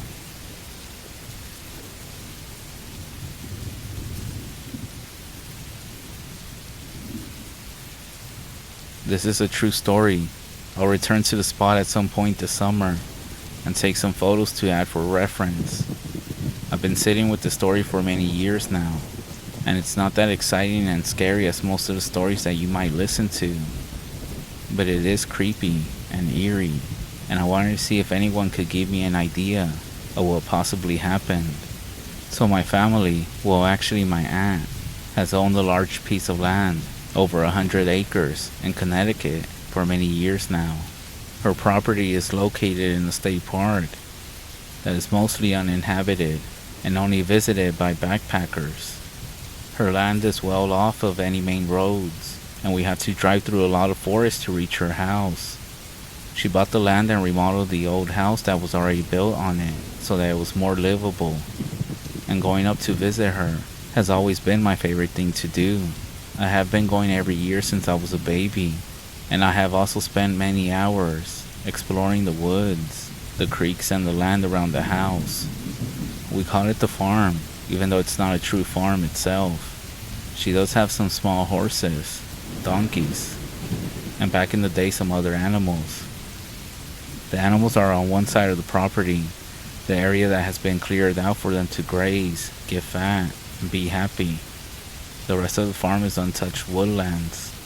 She decided to install 12-foot fencing around the property, even though it only encloses about 80 acres of the land that she owns. She explained to me that she couldn't stand the sounds of the coyotes right outside her window at night, and that she also had some creepy encounters while living there. She didn't go into the details of these at that time, since I was a young child. She does live alone, so I understand why she wanted to feel a semblance of security in those deep woods. We are originally from down south, so being in this type of environment was new to all of us. Anyways, despite being unfamiliar with the land, I eventually learned to navigate the area very well as a kid. I had a few favorite spots, and one was up a small foothill in the deepest part of the woods. I would go up so often that eventually a small path was established in the brush, and I would bring my cousins with me to show them my little hiding spot. In 2008, when I was about 10 years old, I took a summer trip to my aunt's and brought my best friend Alex with me. She and I often took trips here together during our childhood, and this was not her first time joining me to the farm. I remember we were in the woods at my favorite spot, sitting together and listening to Katy Perry, while playing Doodle Jump on our new iPod Touches. This actually makes me laugh to remember, but we were just trying to enjoy some nature while getting our fill of new tech, I guess.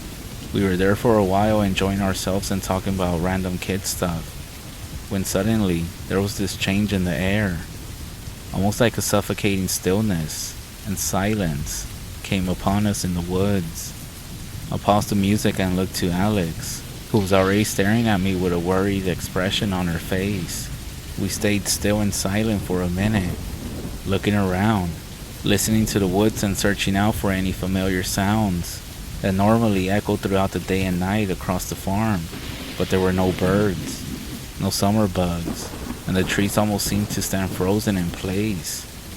It's like if the wind that normally rustled their leaves also left us completely. It was a terrible feeling, and I knew Alex was feeling it too.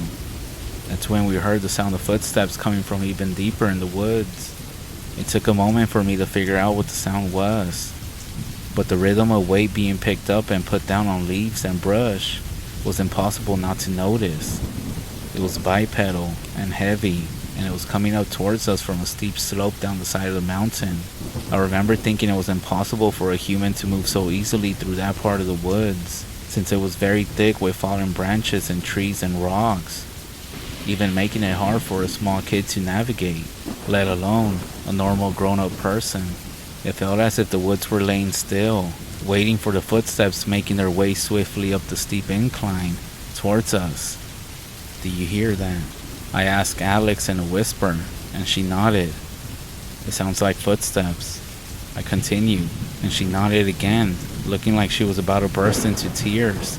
I took her hand and began running down the makeshift path with her, trying not to fall or let her lag behind me at all. We did not stop until we reached the house. I don't think we told anyone that day, because we were just too shaken to even understand what might have been out there. The next day I asked Alex if she would go back to the spot with me. She did hesitate for a minute, at first, but eventually agreed and said we could go look for signs of another human. We made our way back, nervous, but determined to discover what had invaded our little spot. When we reached the spot, I looked down towards the direction when we heard the footsteps. I think I even slid down a little bit to investigate in the brush and leaves. I didn't go too far because I was about to lose my nerve, and I hadn't noticed much anyway. So I quickly climbed back up to where Alex was waiting for me. We decided that it must have been some sort of animal, despite every logical explanation indicating otherwise. I knew what deer sounded like, and that was not a deer, but I wanted to forget and have fun again. We took our iPods out and began the same ritual of relaxing and playing games while chatting about nonsense.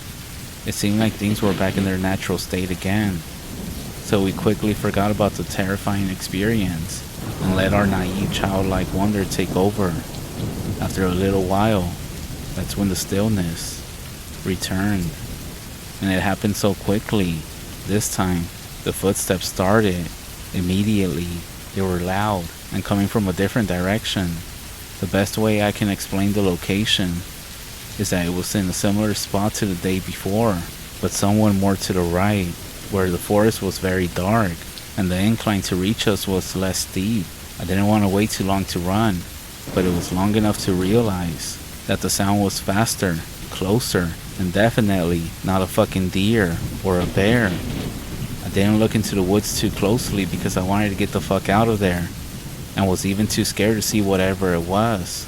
I knew it was close enough that it would be upon us at any moment if we didn't start running, so without saying anything, Alex and I took off and ran as fast as possible out of those woods. It's not a super exciting story, but that's my first creepy experience in the woods. I have since had more, as I'm now a backpacker and love the outdoors, but the experiences back in that farm have always been the most bizarre. If anyone has any ideas about what the fuck this was, please let me know.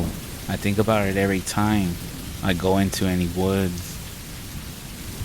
By the way, the area that we were in is pretty far away from the main house and also any other civilization.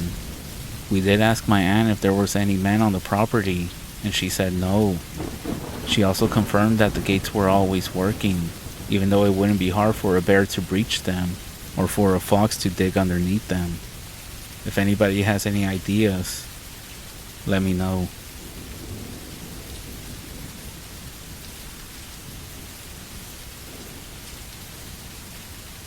After what happened to me all those years ago, the one place in the whole world that still rattles my body and sends chills up my spine happens to be my grandmother's farm. When my parents and I would go visit my grandma's one-story farm every 3 years, I was put in the same room. The room and all its velvet blankets and puffy pillows had a cozy vibe to it, along with the rest of the house. But at nighttime, the large window in front of the bed painted a picture of the unsettling wilderness outside, which wouldn't help with my imagination. And ever since I was 6, my brain terrified me with that imagination, using vivid nightmares, sleep paralysis, and everything else in between. So naturally, my fear of the window was always there. You see, most kids have monsters underneath their beds or in their closets. But at my grandma's house, there was something that lurked outside that window. The first time I ever saw it was at 2 in the morning. The creature, which I assume was just in my head and I was imagining, was at the edge of the woods staring at the window. It was a goat, standing on 2 legs. Its body had the shape of a human, and its claws dangling around its thighs. I slammed my eyes shut and covered myself with my soft blanket, waiting for the thing to evaporate from my imagination. As you can guess, I was tired by the time I woke up. That morning, when my parents were at the town's Walmart, and I was trying to forget last night's experience, I had a pleasant conversation with Grandma. We loved to talk, and we had a special type of chemistry that transcended our generational differences. Curious about her farm, I wanted to know about all her animals. Well, we have all sorts of animals, she said with a grin. I have chickens, peacocks, sheep, hogs, ducks, horses, ponies. I have just about any animal on this farm, besides any kind of goat. You said any goat? I said, recalling the form outside my window. Why don't you like any goats? Can't you milk them and make cheese? Grandma's face darkened, and she stroked her fingers through her gray hair as her eyes stared into space. Well, according to some people, after God created sheep, the devil, in an effort to desecrate God's sheep, created different kinds of goats. Angry after the devil disgraced his sheep, created a wolf to eat the goats. In a massive tantrum of rage, the devil bit the tails of the goats, marking them as an unholy animal. Then, with a quizzical and hard to decipher face, she said, I thought you would have seen it by now, haven't you?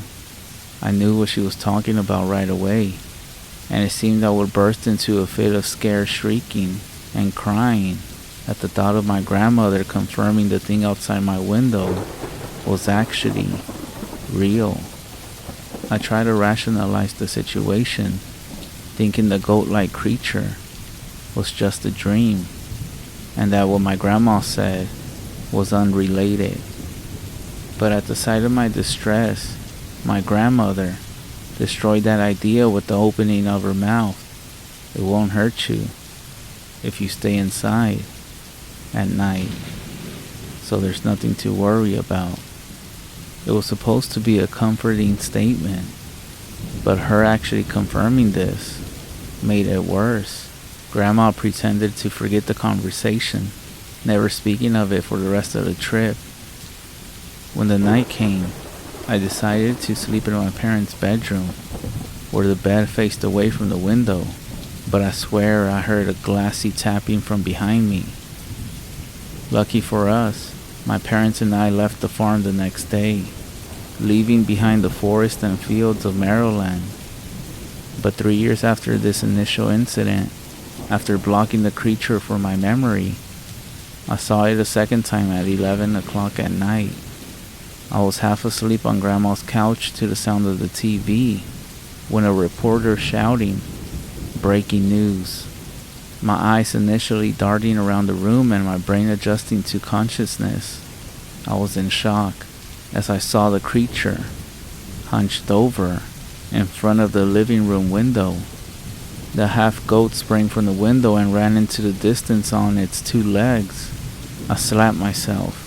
Snap out of it, snap out of it. But nothing could stop the memories of the creature and what Grandma had said about it. I paced around the room with adrenaline flooding my body, wanting to flee, but not knowing where to go. With a few sleeping pills, however, I willed myself to sleep with the living room curtains drawn. The morning after, I found a note on the kitchen table. My parents were shopping, and Grandma was at a doctor's appointment. I was alone in the house, and me wanting to find out what was going on, I plugged in my grandmother's outdated Macintosh for a bit of research. Half goat, half man, I typed, which brought up a Wikipedia page on different kinds of cryptids. Not exactly what I was looking for. Goat creature in Maryland, I corrected. And as soon as I hit search, Google presented me with another Wikipedia page. This one on a creature known as the Goatman of Maryland. This was exactly what I was looking for. The Goatman of Maryland is a legendary half-goat, half-human creature that has the head and the hind of a goat and the body of a human.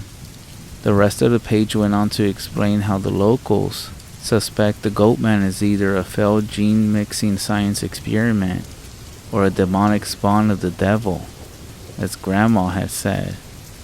For the rest of the week, I saw it every single night. Whenever I was trying to fall asleep in my room, it would be staggering around the clearing outside my window. If I was watching TV late at night, the Goatman would be gazing at the screen from the living room window. And on the last day, when I was feeding Grandma's peacocks in the evening, she came to bring me inside after she saw it approaching the farm. By the end of the second visit, seeing the goat man was something normal. And with the occasional reminder from Grandma, I respected it and its personal space. 3 years later, however, my third visit to Grandma's ranch showed me what happened when you didn't honor the goat man's boundaries.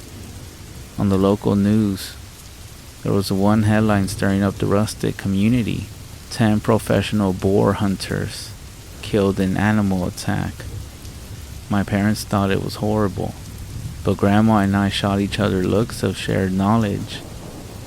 The next morning, the paper arrived at the farm, where the hunting tragedy made the front page. The night before, police found 10 hunters mutilated to death by a wild animal. The hunters' AR-15 magazines were completely full upon dying, and local authorities are stumped as to how none of them could have gotten a single shot off. My parents, who had no knowledge of the goat man, had no idea what caused the attack, and were as ignorant as the rest of the investigators.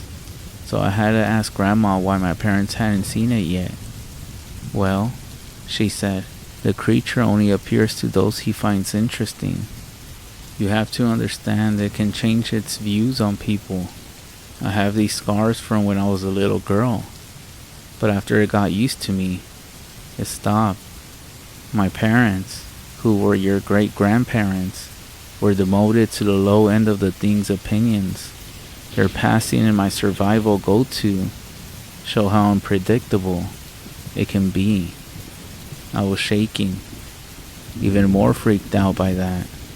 The thing had attacked Grandma when she was young, and it seemed like the goat man could change its opinion of me in the blink of an eye. It almost seemed like I had developed something with the creature during my last visit by seeing it all the time and watching TV with it.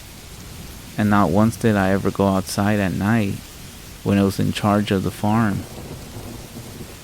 I respected it. Could it really forget all that? Or was I reading into Grandma's statements more than I should have?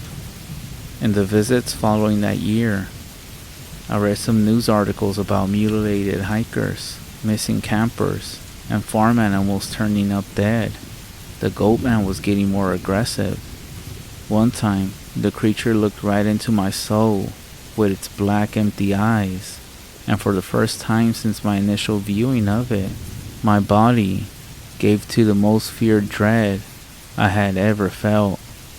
The more violent the news stories became, the more I felt that the goat was getting more aggressive. Grandma even ended up buying more curtains for the house, acquired a better lock for the door, and actually went to a shooting range to learn how to use a shotgun. It came to the point where I was trying to make peace with the creature by leaving pig food in the field for it to eat, but instead, it snatched one of the hogs from the pig pen and ran into the woods. On the last day of the visit, I woke up to the sound of ear-splitting banging on the front door. Grandma was gripping her new shotgun, and with my dad holding a baseball bat, they waited for the intruder to burst through the door. Yet the banging subsided after a few minutes, the chirping and croaking of insects and frogs replacing it within the hour. After that incident, we didn't visit the ranch for 5 years, and I was nearing the end of my high school by then. My parents actually encouraged Grandma to move out of the house in light of people in her town being discovered murdered in their own homes. But being the stubborn grandma she was, she decided to go against it. Besides, she thought she knew how fortified her farm was. A few weeks ago, we returned to that awful farm, finding barbed wire on the outskirts of the field. There were fewer animals now, and I swear some of the surviving pigs had faded scars on their bodies from scratches, stabs, and bites not even the most vicious bear could manage. I was more jittery than I ever been in my life, and it was all because I knew that goat man was scheming someone in the deep woods. sensing that I had arrived on its land.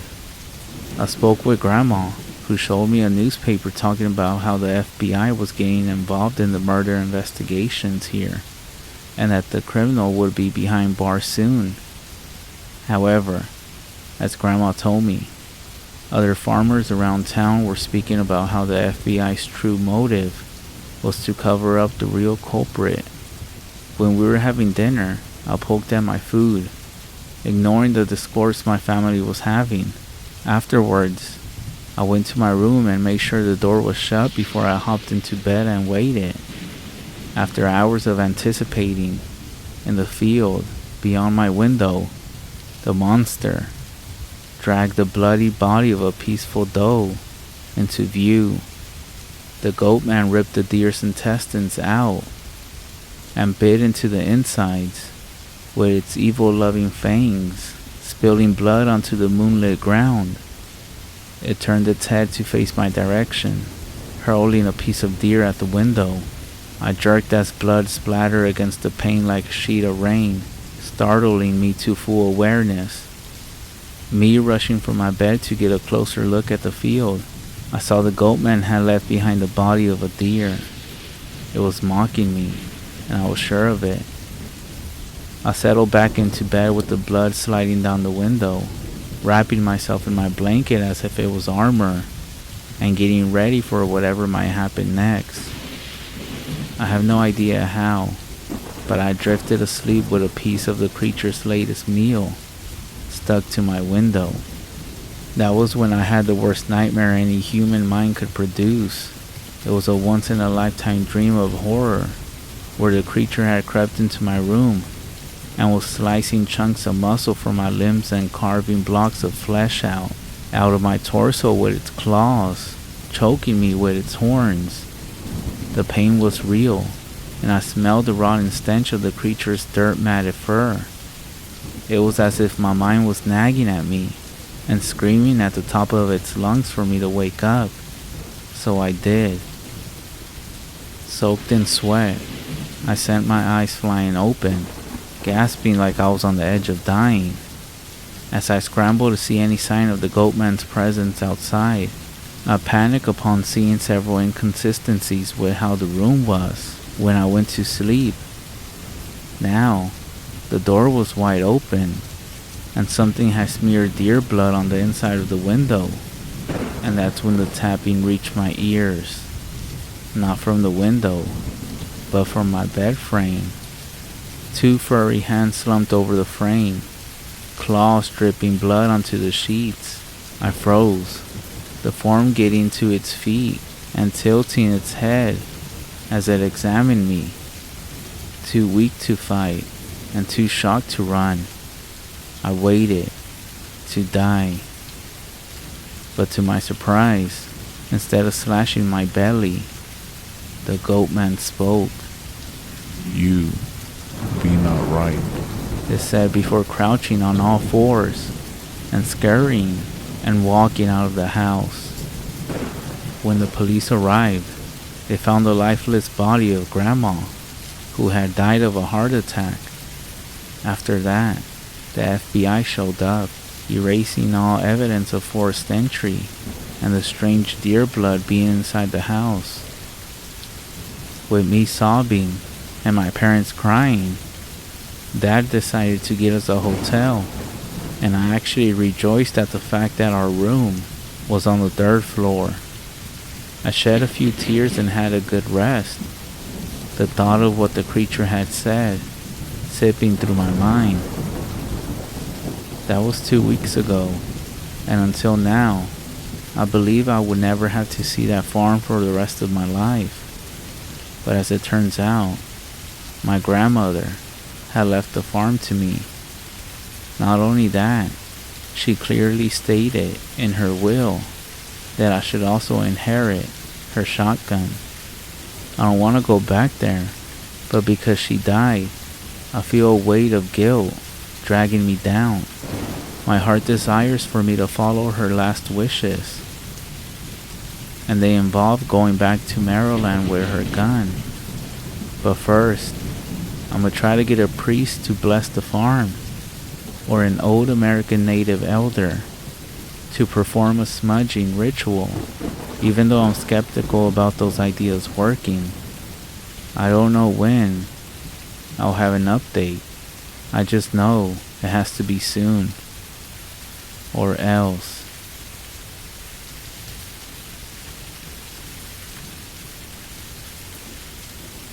I wanted to share something that I experienced as a child.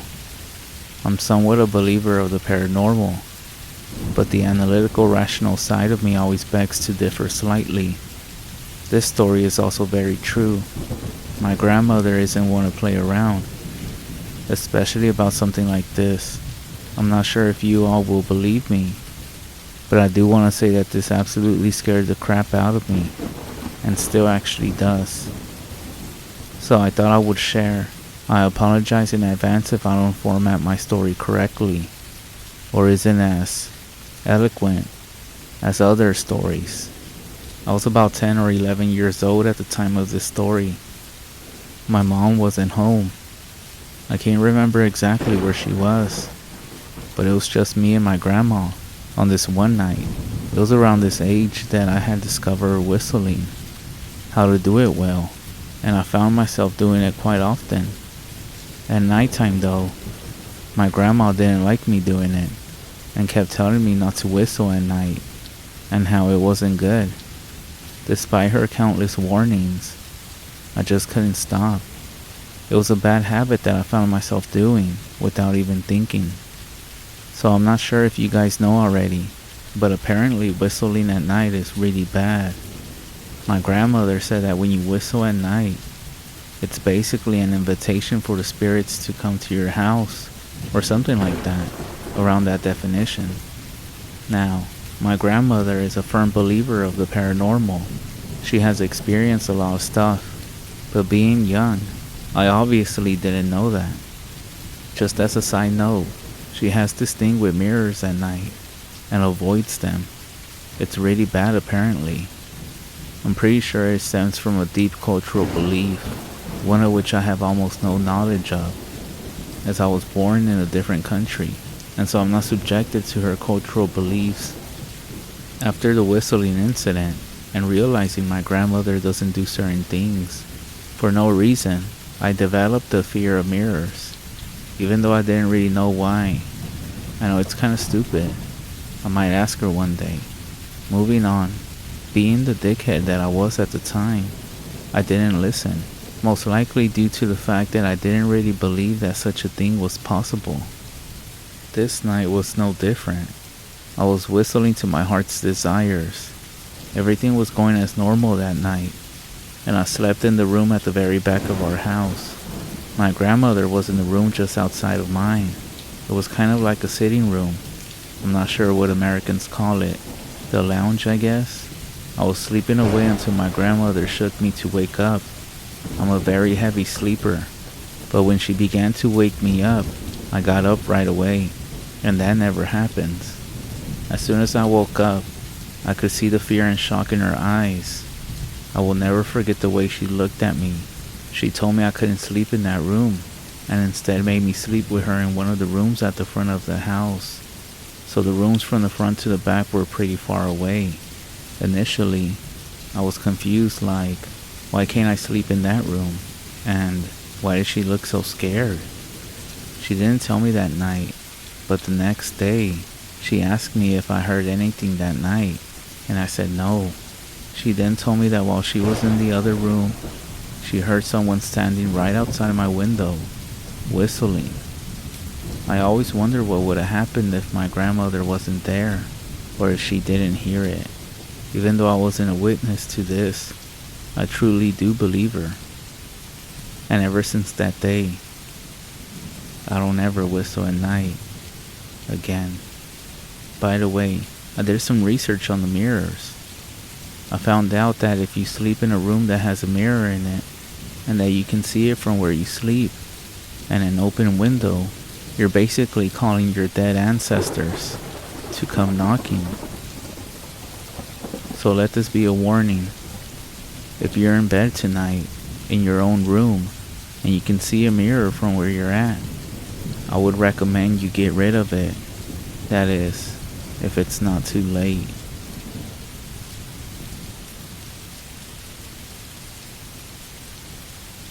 Hi everyone. This story comes from one of my friends who used to be a ranger at the national park I work at, and not from my personal experience. I asked him to tell me his scariest experience at the job, and it just so happened to be his last. I'll tell it from the first person view.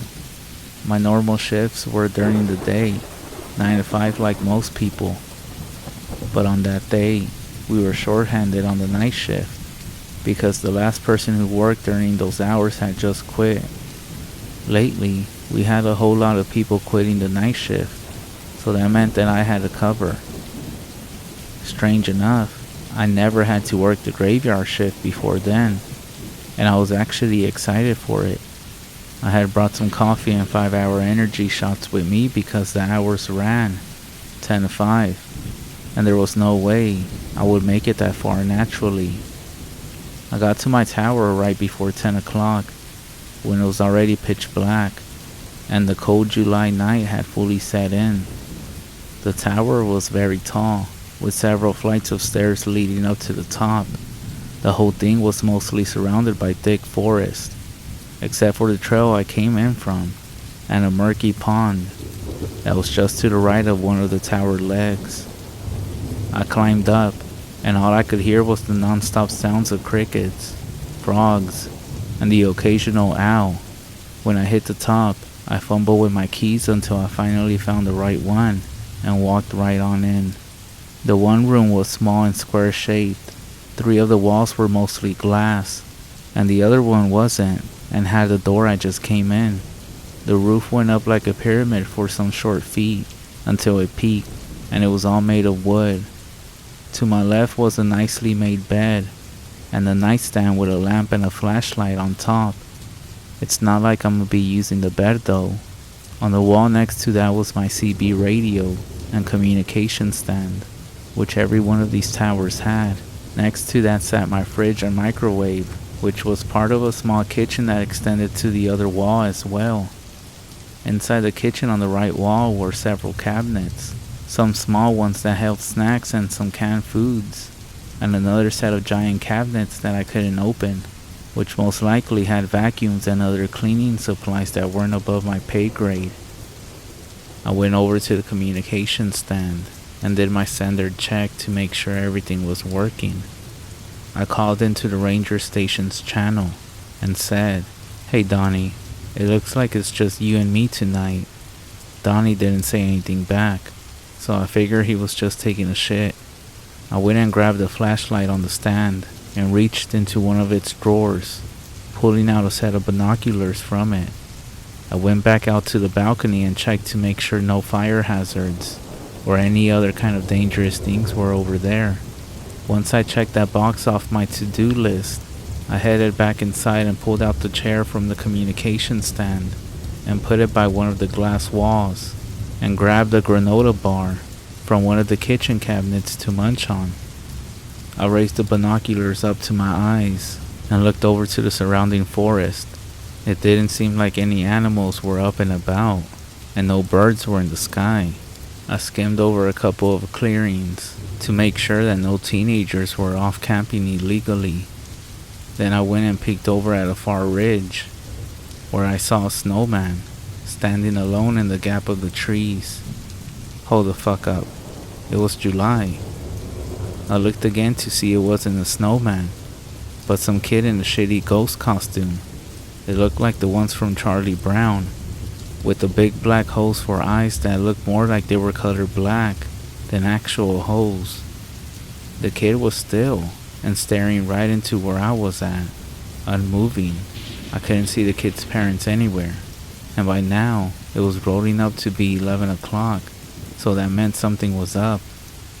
I broke contact on the kid and walked to the radio, calling into the station. "Hey Donnie, are you done taking a shit yet?"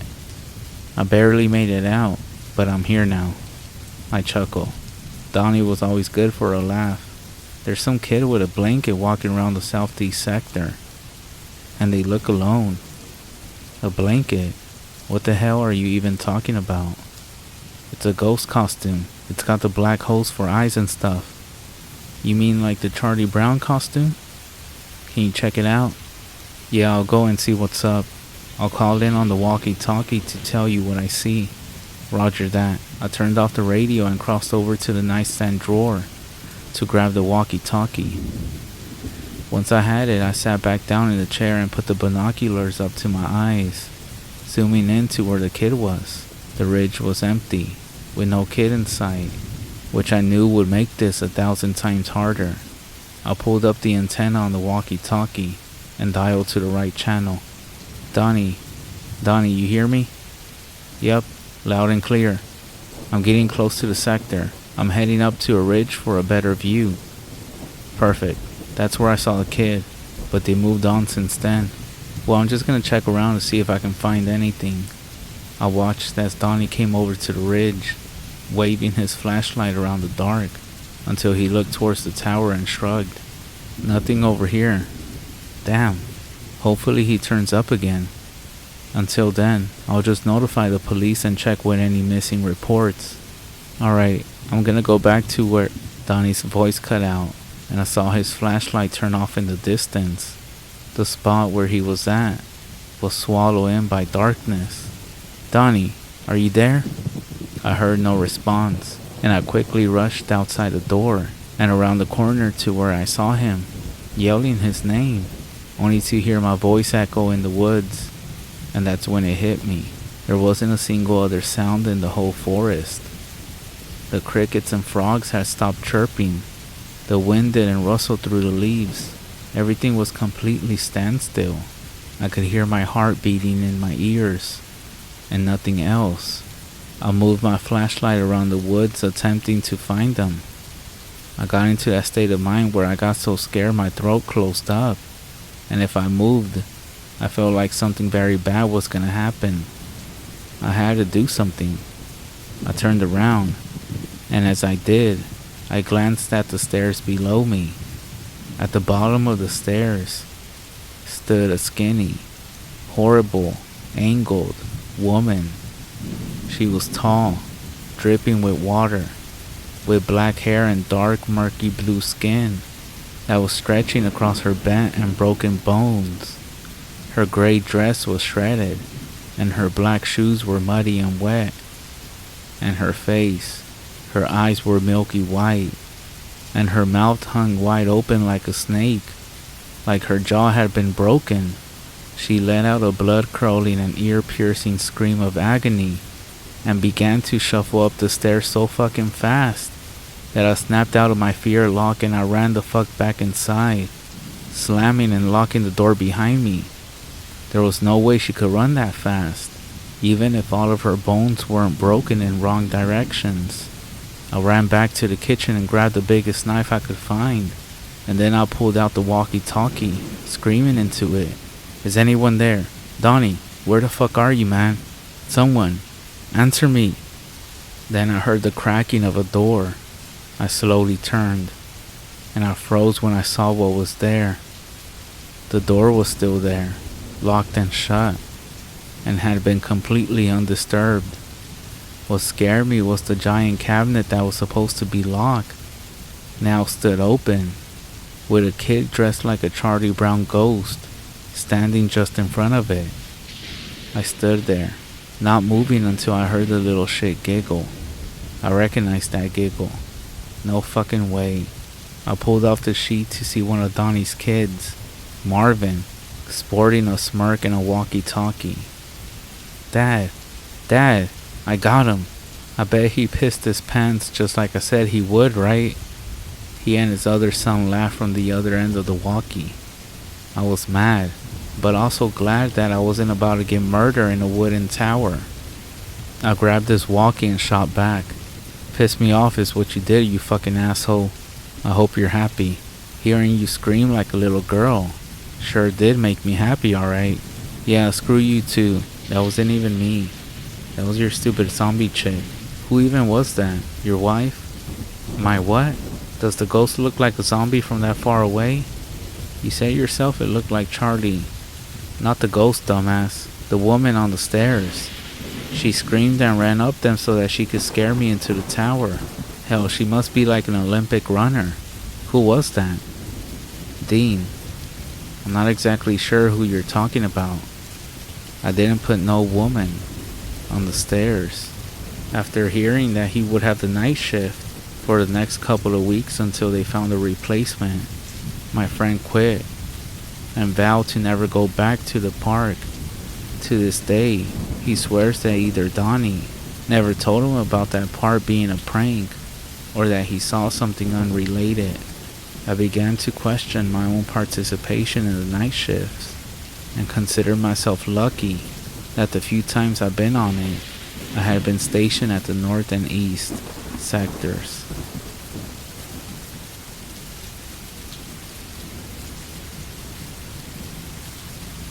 This story was told to me by one of my good friends who has Navajo background on her father's side.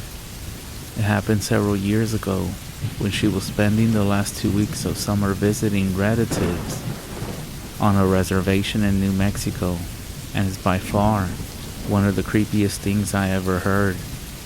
My friend Jessie was 12 at the time and playing outside with her cousins. They were tossing a frisbee around, and one of the younger kids threw it too hard. It flew over the fence and was swallowed up by a small grove of oak trees. Jessie, being the eldest, went to retrieve it, leaving her 11-year-old cousin Ellie in charge until she got back. The sun was setting, lighting up the sky in brilliant shades of orange as Jessie made her way over to the grove. After some poking around, she found the frisbee caught in one of the tree's branches. As she climbed, she began to sing an old Navajo song, but stopped singing when her body suddenly went cold. That's exactly how Jessie described it to me. Cold, as if she'd been dunked in ice water. You know that annoying scary story cliche of feeling like you're being watched? Well, it's only cliche because it's true. Jessie could feel a pair of eyes following her, even when she looked around her and saw nothing. Seriously creeped out, she grabbed the frisbee and ran back to her grandmother's house, just in time to see the old woman step into the porch and call for the kids to come inside. However, the true horror didn't start until several hours later. Jessie, her cousin Ellie, and Ellie's little sister Clara were asleep in their grandmother's guest room when Jessie woke up to the strangest sound she had ever heard. She described it to me as a cross between radio static and the noise an old movie reel makes. At first, it sounded distant, but after a minute or two, Jessie realized it was getting closer. Beside her, Ellie rolled over and said, "What is that?" "I don't know," Jessie whispered. They waited, holding their collective breath. By now, the sound was right outside the window, and that's when Jessie realized it was singing. At this point in her retelling of the story, Jessie went white and began glancing over her shoulder. She told me the song was the exact same one she had been singing in the tree grove earlier. It sounded so wrong, she said, rubbing her arms as if a cold breeze had rushed by her. Remember when we listened to that clip of the very first recording of a human voice? How weird it sounded? When I nodded, Jessie added, "It was like that, but a little clearer." Somehow, that made it even worse. Jessie and Ellie were both terrified, while Clara, unaware, slept on. Through the thin blue curtain over the window, they could see the dark shadow of something peering in at them. To this day, Jessie can't explain what motivated her to get up and see for herself, especially because she was scared shitless. Ignoring Ellie's protest, she slid out of bed and walked across the room on shaky legs. As soon as she drew back the curtain, she regretted her choice. Staring back at her, was the most terrifying creature she had ever seen. It had the head of a deer, with antlers like dead tree branches, and eyes so black they seemed to absorb the faint silver moonlight. It had a scrawny humanoid body, with abnormally long arms and legs, and as Jessie stood there, caught in its hideous gaze, it raised a hand and scratched at the window with a horrible screeching sound that made Jessie's skin crawl. It was Ellie's scream that jolted Jessie out of her terrified state. She stumbled back from the window and landed on the carpet floor. Clara woke up and began screaming too. Then their grandmother ran in and turned on the light. The thing at the window had vanished, leaving behind 3 long scratches in the glass, and the whole family terrified. Jessie's grandmother was able to calm down the hysterical children enough so they could tell her what happened.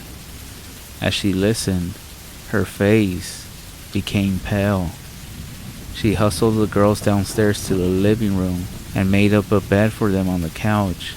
She then sat by them all night, and whenever one of them asked her what was going on, the old woman simply shook her head. Needless to say, Jessie and her cousin didn't sleep for the rest of the night. The next morning, Jessie's grandmother announced that everyone was to stay inside that day, no arguments. She looked so shaken that nobody dared to protest. Around noon, she called for a medicine woman to come and bless the house. Later, after the woman left, Jessie merged into the kitchen where her grandmother was loading the dishwasher. "Tell me what that thing was," she said bluntly. Her grandmother sighed and motioned for Jessie to sit down. "You have heard the legend of Skinwalkers?" "Yes." Jessie frowned and nodded, vaguely recalling the story. "So that was a Skinwalker?" Her grandmother nodded. "Yes." "Grandma," said Jessie at a light dawn, "I think it overheard me singing in the tree grove yesterday." Her grandmother's dark eyes narrowed. "Why do you say that?" "Because it was singing that same song, you know, the song that you used to sing to me when I was little." Her grandmother was silent for a long time before whispering, "You're a very lucky person, but luck has its limits. From now on, you must be more careful." The look in the old woman's eyes as she spoke those words still haunts Jessie to this day. As I said earlier, that was years ago, 7 to be specific. Jessie has returned to the REZ many times actually, each without incident, but she has never set foot in that tree grove again, and most likely never will. Jessie's grandmother died this past March at the age of 87, and Jessie later moved in with her auntie for the summer so she could help clean up the old house, which the family was going to rent out. She had been there for about a week when I went down there to visit her. On my first night, we sat on the porch and drank some beers, and I found my eyes drifting towards the tree grove. "So that's where it all happened?" Jessie shuddered and nodded. "Yeah, tomorrow I'm taking you to the medicine woman and have her bless you." "Is that actually necessary?" The look Jessie gave me nearly turned me to stone. "You think nothing will happen to you because you're white, but when you're in Navajo land, you're in Skinwalker land. Take caution." I nodded. That night, I swore I heard radio static outside the house. When I brought it up to Jessie the next morning, she didn't speak, but grabbed my arm and practically dragged me to the medicine woman, where I was blessed. Nothing happened for the rest of the trip, and I went back to the city. I didn't post this here with the intention of teaching a moral, but I suppose if there is something to be learned from the story of the singing Skinwalker, it's that there are things out there we can't explain. The look in Jessie's eyes when she recounted her experience and told me everything I need to know, what she saw, truly horrified her. And all I can say is, I'm grateful I didn't have to go through it myself.